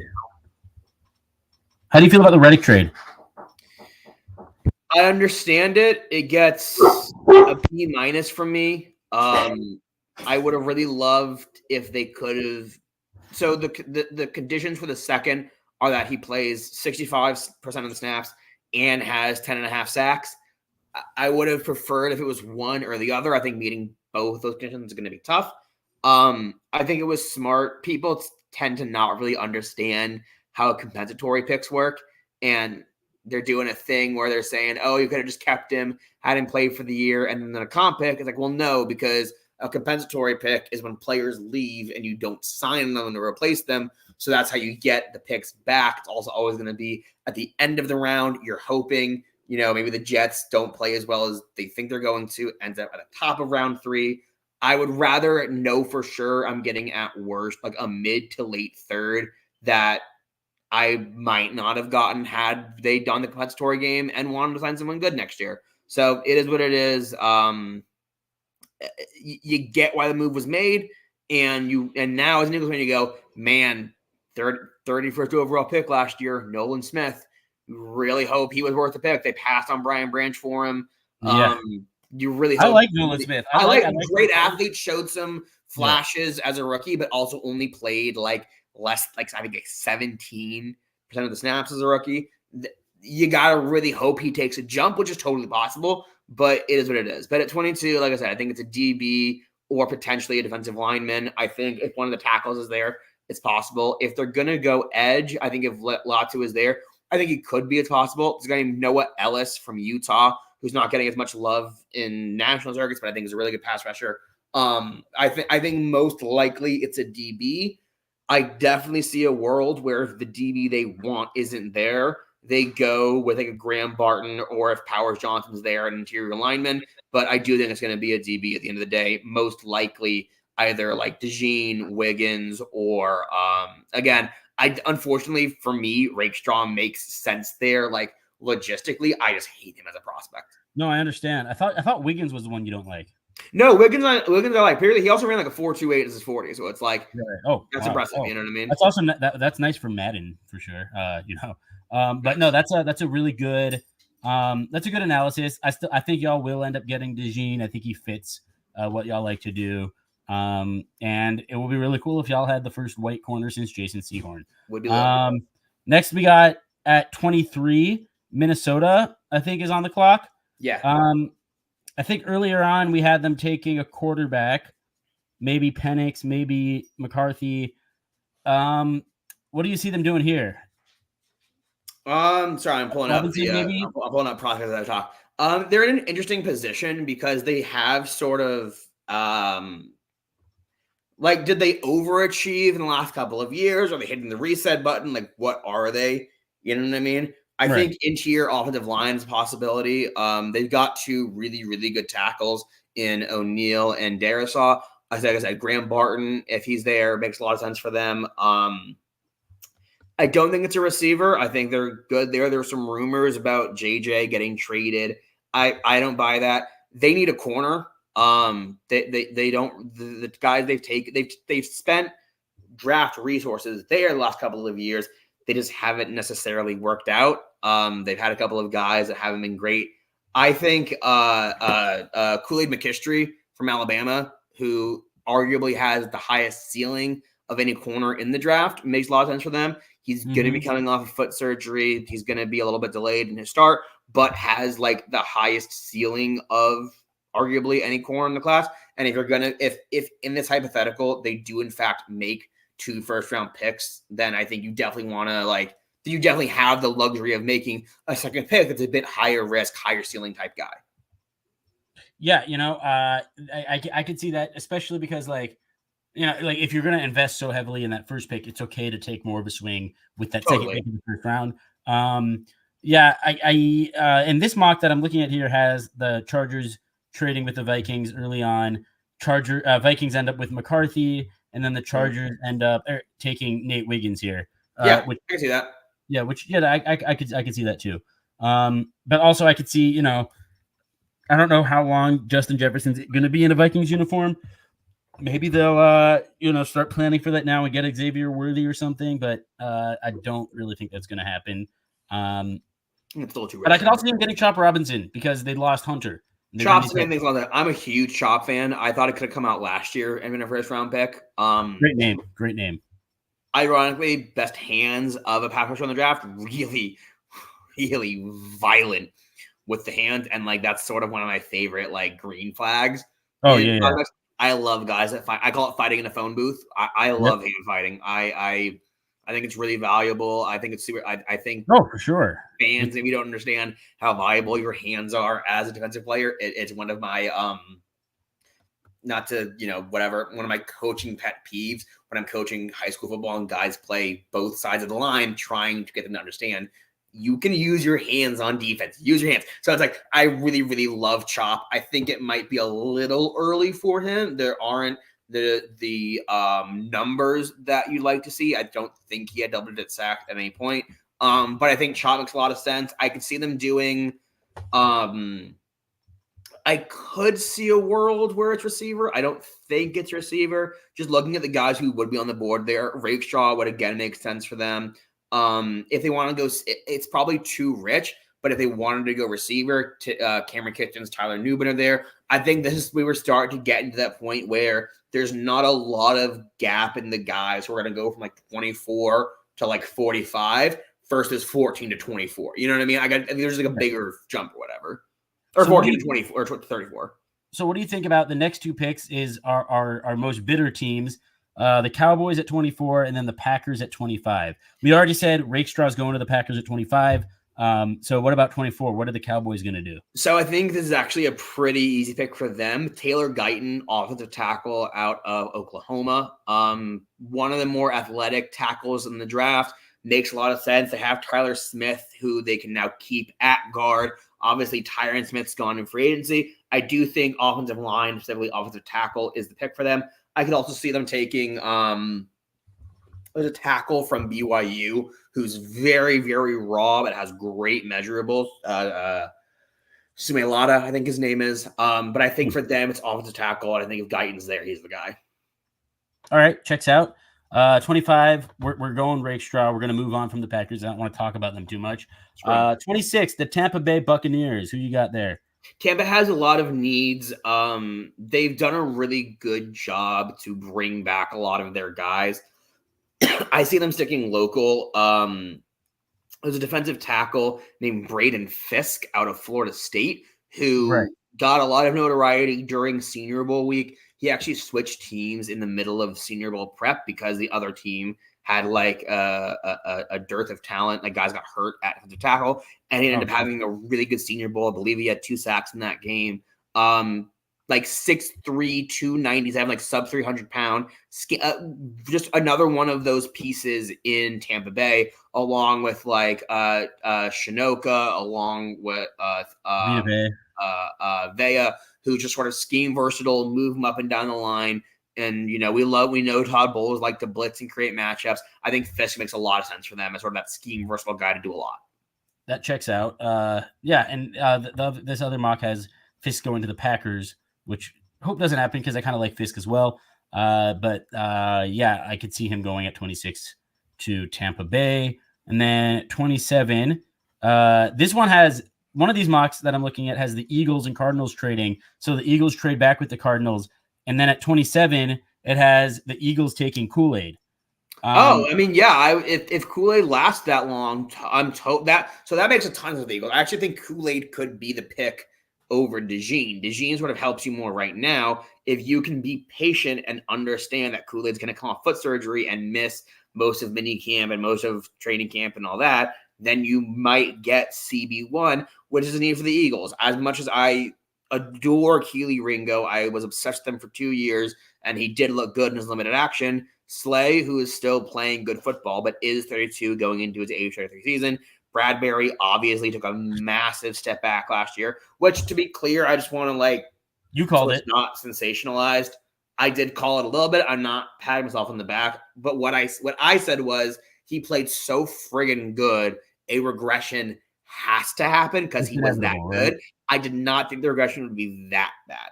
I think the Birds hope he has a bounce back year, particularly with a better safety help. Hopefully that helps him. But I think I would, if they could trade back, get more resources, and walk out with Kool-Aid, absolutely, I'm all over that.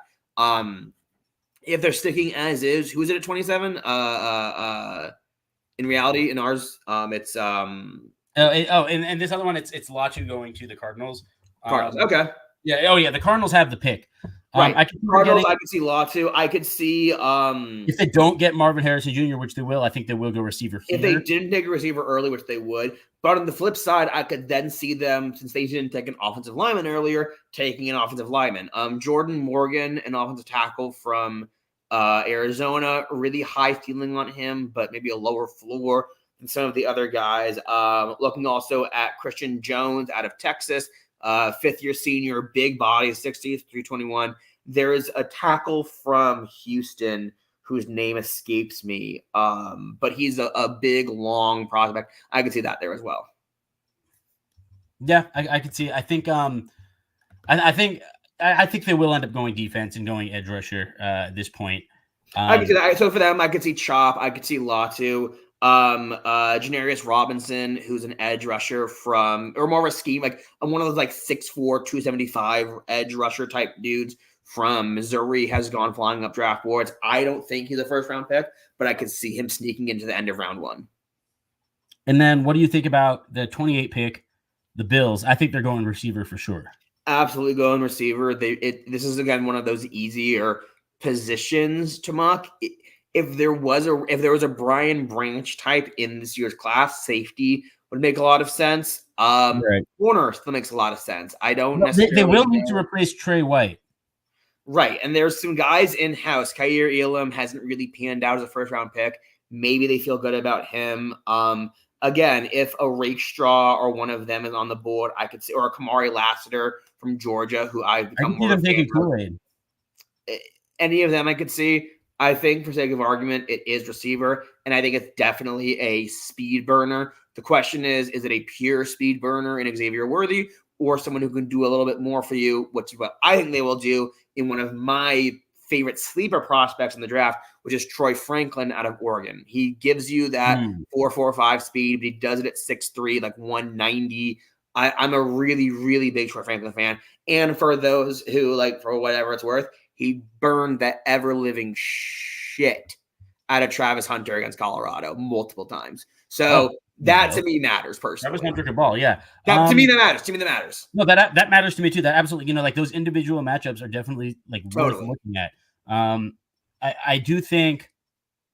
What about our Lord Adonai Mitchell? Adonai Mitchell. Again, I think it's just a little bit. It's a little too high for Mitchell.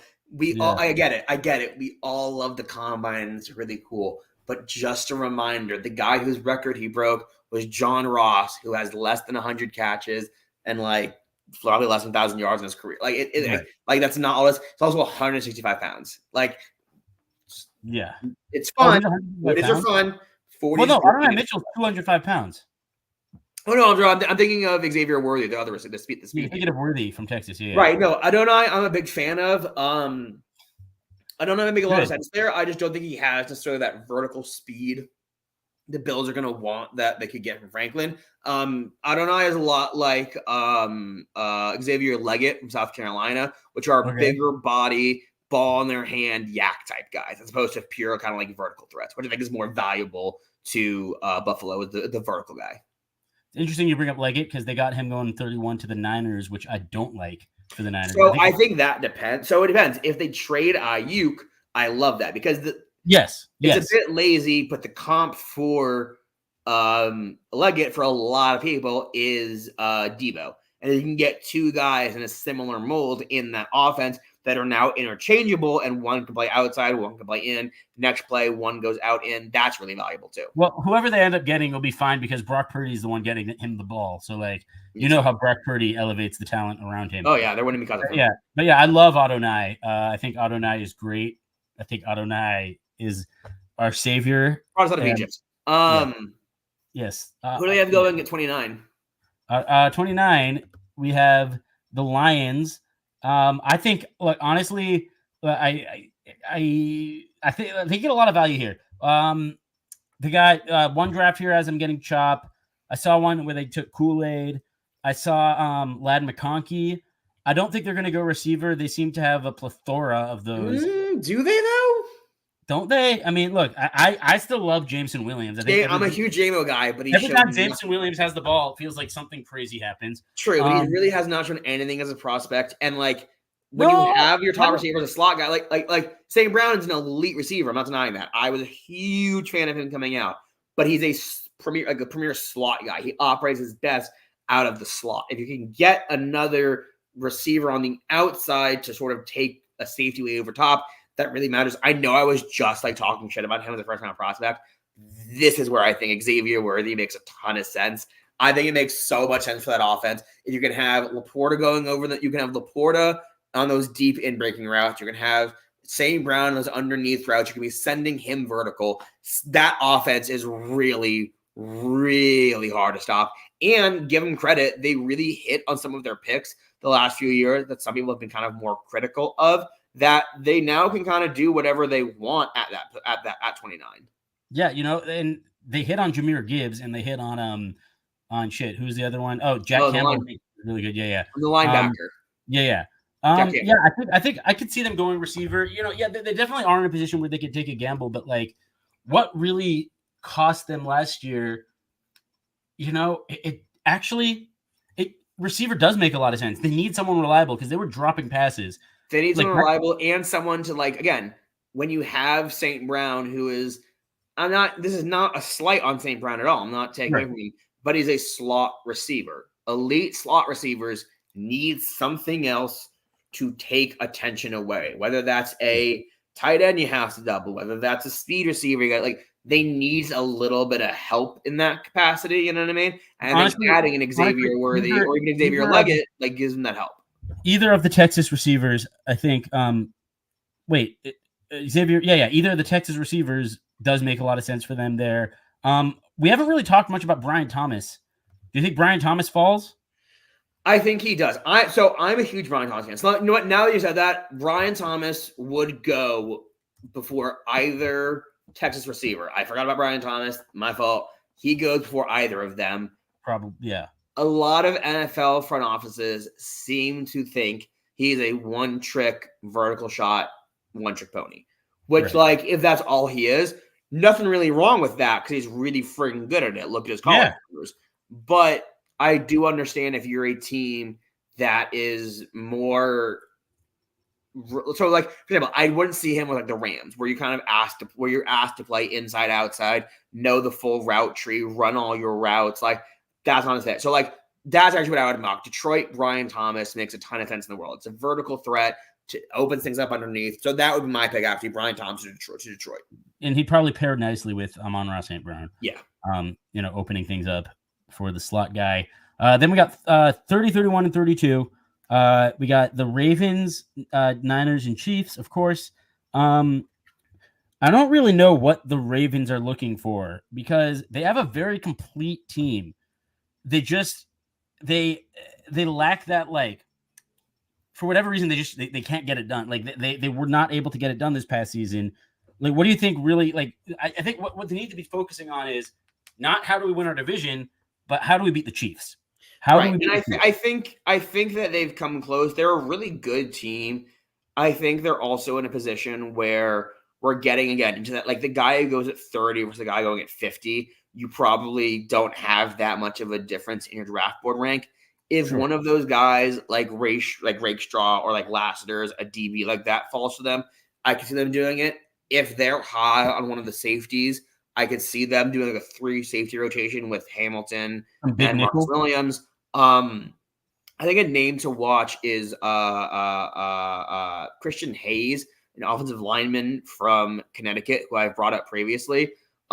Interior offensive lineman, played center for most of the time. They've already got Linderbaum there, but I'm a really, really big fan of his. Some of the strongest hands in the draft, and there were a couple of one-on-one drills he did against T'Vondre Sweat, who's, that's a big boy, 60, and he was holding his own. So I'm a big fan of Christian Hayes. Makes sense for what they want to do, that big physical power run game with Derrick Henry. I would love Christian Hayes there. I could also see another receiver, again, whether that's Leggett, whether that's Jalen Polk, receiver from Washington I'm a fan of,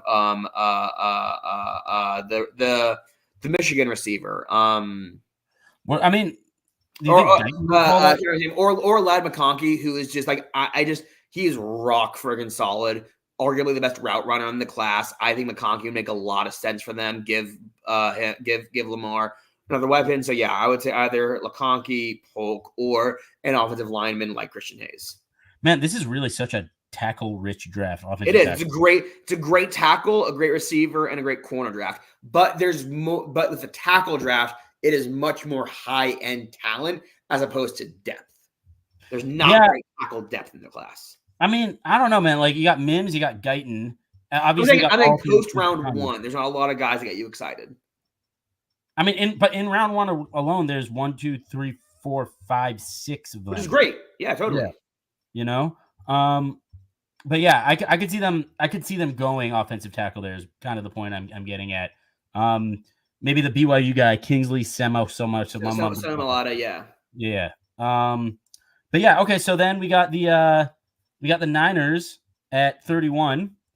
I think what the Niners need is, like, they need to try. Like, I would like to see them. This might sound crazy, but are there any, like, early safeties? Yeah, that's actually what I was thinking as well. I think interior offensive line is a big need for them. I think there's, Zach Frazier from West Virginia. If Christian Hayes was still there, it would make sense for them. it's one of those things where safety is a devalued position, and there's not like a great prospect there. So Tyler Nubin from Minnesota and Cameron Kitchens from Miami are considered the top two safeties in the class, and they're sort of inverse of each other. Nubin is very much single high, split post safety, coverage guy, play the deep zone, give you 5 to 7 interceptions a year. Kitchens wants to play down in the box, be physical in the run game, run support guy. I think currently as they stand, interior offensive line is a bigger need. You saw them really get beat up a couple of times against some teams this year. If one of them is not there, then yeah, I think you could see Nubins or Kitchens. I do think if they trade Ayuk, then again, it could be a receiver. We could see like a run of receivers where like 3 or 4 go in the last 7, 8 picks of the round. But I think it's probably a little bit rich for Nubin or Kitchens. So I would probably say either interior line or receiver for them. They are and I think for them, again, Xavier Leggett makes a lot of sense. If they get rid of Ayuk, Xavier Leggett makes a lot of sense. Yes. And I think Leggett's a very real possibility. What we have to understand about the Niners is they are a little bit kind of like the team to beat in the NFC right now, because not just because they won the NFC Championship last year, but they've been to the past 3 NFC Championship games. Right. And also, like, they're not losing things. Like, they still have their quarterback. They still got the receiver. They still got the running back. Still have the head coach. Still have the edge. Fred Warner, Dre Greenlaw will come back and be fine. They've kept most of their stuff. Whereas the Eagles, have lost a lot from the last one. The Niners won were in the NFC Championship 3 years ago. Yeah, but their team looks way more similar, particularly on defense, than the Eagles team does. You know what I mean? Yeah. Oh, completely. I mean, they keep people together. And, the important thing is they still have Bosa. They still have Warner. They still have Greenlaw. I think that really a secondary upgrade is paramount for them. I could see them even trading up. I could see it. Or hoping like a Kool-Aid falls to them, because, towards the end of the Super Bowl, they were a little bit gassed. They weren't really able to stop the Chiefs passing game. For 3 quarters, they did a great job. Greenlaw goes down, and it became a lot harder for them to stop them. So, yeah, I'm kind of in the camp of, I think the Niners could get that championship, that elusive championship, if they're able to bolster that secondary so they can hang around for 4 quarters with these receivers. Of course, though, the Chiefs, I mean, they should. If you win 2 Super Bowls in a row, you shouldn't get a draft pick in the first round. That's give it up. Yeah, new rule. If you win 2 Super Bowls straight, you don't get your 32nd pick. But look, they still have needs. Like, they're not a perfect team at all. I think there's no question they go receiver. I mean, right. It's not quite as sure as it was pre-Hollywood signing. Right. That said, Hollywood's only a 1-year deal, but he does take away maybe that like incessant need where, like, let's say hypothetically at 32, the best receiver on their board was like the 50th prospect. They're going to be unstoppable in Madden. They're going to be unstoppable in Madden again with Hardman and I know they're going to take Xavier Worthy. I know it's going to be. I know exactly. But in reality, so like I think we've also talked about the receivers and what it could be. I think offensive tackle is a sneaky need. They have not yet replaced Donovan Smith. They've got like bodies that are hypothetically there, but they don't really have like guys as of right now. A name I mentioned earlier that I think is more likely to go in like that end of first round range is Patrick Paul out of Houston. He's like 6'7", like 320, like big, long tackle that if, Andy Reid can kind of get his hands on him and mold him, it can be a really good tackle. Again, Jordan Morgan out of Arizona makes a lot of sense. So yeah, I think either receiver or offensive tackle. It also wouldn't totally shock me to see our first linebacker come off the board here. Edgerrin James out of Texas A&M. I know they're already good at linebacker, but they do have guys who they just lost. Willie Gay in free agency. Tranquil's obviously up there in age. They're gonna have to pay Bolton in a year. I think Edgerrin James makes a lot of sense as a 3-down linebacker for that defense. I can see that as well. Edgerrin James is more or less the consensus number 1 linebacker in the class. Or at bare minimum, he's definitely the best 3-down linebacker. Like Edgerrin James Jr. Jeremiah Trotter above him, but Trotter's really more of a 2-down. Is he the son of the running back? I'm not sure. Obviously, Jeremiah Trotter Jr. is Jeremiah Trotter's kid. I think it could be Edgerrin James' kid. Wait, are you saying? I'm trying to find him. What's his name? Is it Edgerrin Cooper? Edgerrin Cooper. Okay, that's why I was confused. Sorry, Edgerrin Cooper, linebacker from A&M. My fault. You had Edgerrin James on the brain. I got you. I did, yeah. Edgerrin Cooper.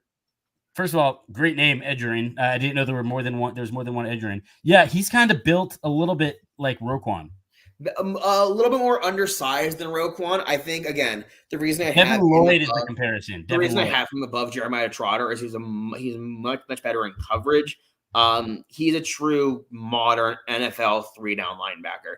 And then I think he is sort of one of those guys that, like, if he goes at 30, 32, or goes at 50, I'm not surprised either. You know what I mean? Mm-hmm. It's just one of those drafts. Although I will say, Jeremiah Trotter Jr., his number one NFL comparison is Nick Bolton, who obviously is with the Chiefs. With the Chiefs in their contract here. Yes, I mean, that would make a lot of sense for them. That would make a lot of sense. So, yeah, I could see them getting someone in that mold. And there we go. We did it. 2 hours. We knocked out the first round. This is a crazy draft. This is going to be a lot of fun. It is. No, and just one note, because I did write these down, and I just want to give it as legend as I get. I'm not necessarily obsessed with first-round guys. First-round guys are first-round guys who are. I get into like my day 2 and 3 guys. So I've got if we got time, I've got 3 offensive and defensive players that are sort of sleeper picks for you guys to names to sort of look out for. I think we need to do that as a sequel because we're 2 hours deep. But I want to hear let's preview it though, and I want to get the names and we'll talk about them next week on Easy Does It. So on offense, looking at I got a receiver or running back. I got from each position group running back, receiver, and tight end. Running backs or receivers rather is going to be Ricky Pearsall from the University of Florida. Should be like a low 3rd, early 4th round guy. Dylan Lobb, running back from New Hampshire, should be a day 3, low 5th, maybe 6th round guy. And then Theo Johnson, tight end from Penn State, who's going to be again in that like late 3, early 4 range. On defense, it's James Williams, a safety linebacker hybrid out of Miami, playing next to Cameron Kitchens. He's going to be like a deep sleeper, like probably I love those guys. Like 6'3", 215, can play like sub linebacker immediately, but probably isn't going to like the 6th round, maybe even 7th. Those guys are always like the sneakiest on the blitz. Love them, exactly. Cedric Gray, a linebacker from North Carolina, who's probably not going to go to the 5th, 6th round, but is really good in coverage. And then finally, Kalen King, a cornerback from Penn State, who like last year was projected to be a first-round pick this year, and is probably not going to like round 3 or 4 now. You know, that's funny. Yeah, I'm a big Kalen King guy because my friend, you've been on the show with him before. The Chiefs fan is also named Kalen King. So we're both rooting for him to be successful, and I think he'll have a good career. You know, like he'll make the NFL for sure. And yeah, I mean, like especially if we do end up trading that round 1 pick, meaning not the first pick but the 9th pick. Right. If we trade the first pick, I'm killing myself. Just kidding. YouTube, it was a joke. I'm not really going to do that. But I will turn in my fan card for a year or for a month. But no, we're going to if we do trade out of that 9th pick, we'll have more picks later on, and we could get like we'll have more room to get guys like this. Right. Yeah, but we'll dive deeper into a world where the Bears do trade out of 9, maybe get the 12th pick or the 15th pick, and then a bunch of other picks for later on in the draft, and we'll go deeper into like some of these other prospects that we'd like to see the Bears get. Anyway, this has been fun, man. As always a pleasure having you on the show. Always good being on, brother. Yeah, always a fun time. And you could catch Easy Does It. Usually we do Fridays at 8:00 Central Time, and make sure that you like and subscribe to Chicago Clubhouse Network. You got a lot of great stuff on here from a lot of really great personalities. And yeah, we got, make sure you catch our flagship show. I guess flagship's the word. That would be Chicago Clubhouse Podcast, which is Tuesday at, what time do they go on? 8:00 Central Time. So yeah. So on behalf of Noah Gross, I am Easy from Easy Does It. And I'll let T-Nick tell you what kind of production this was. This has been a Chicago Clubhouse Network production.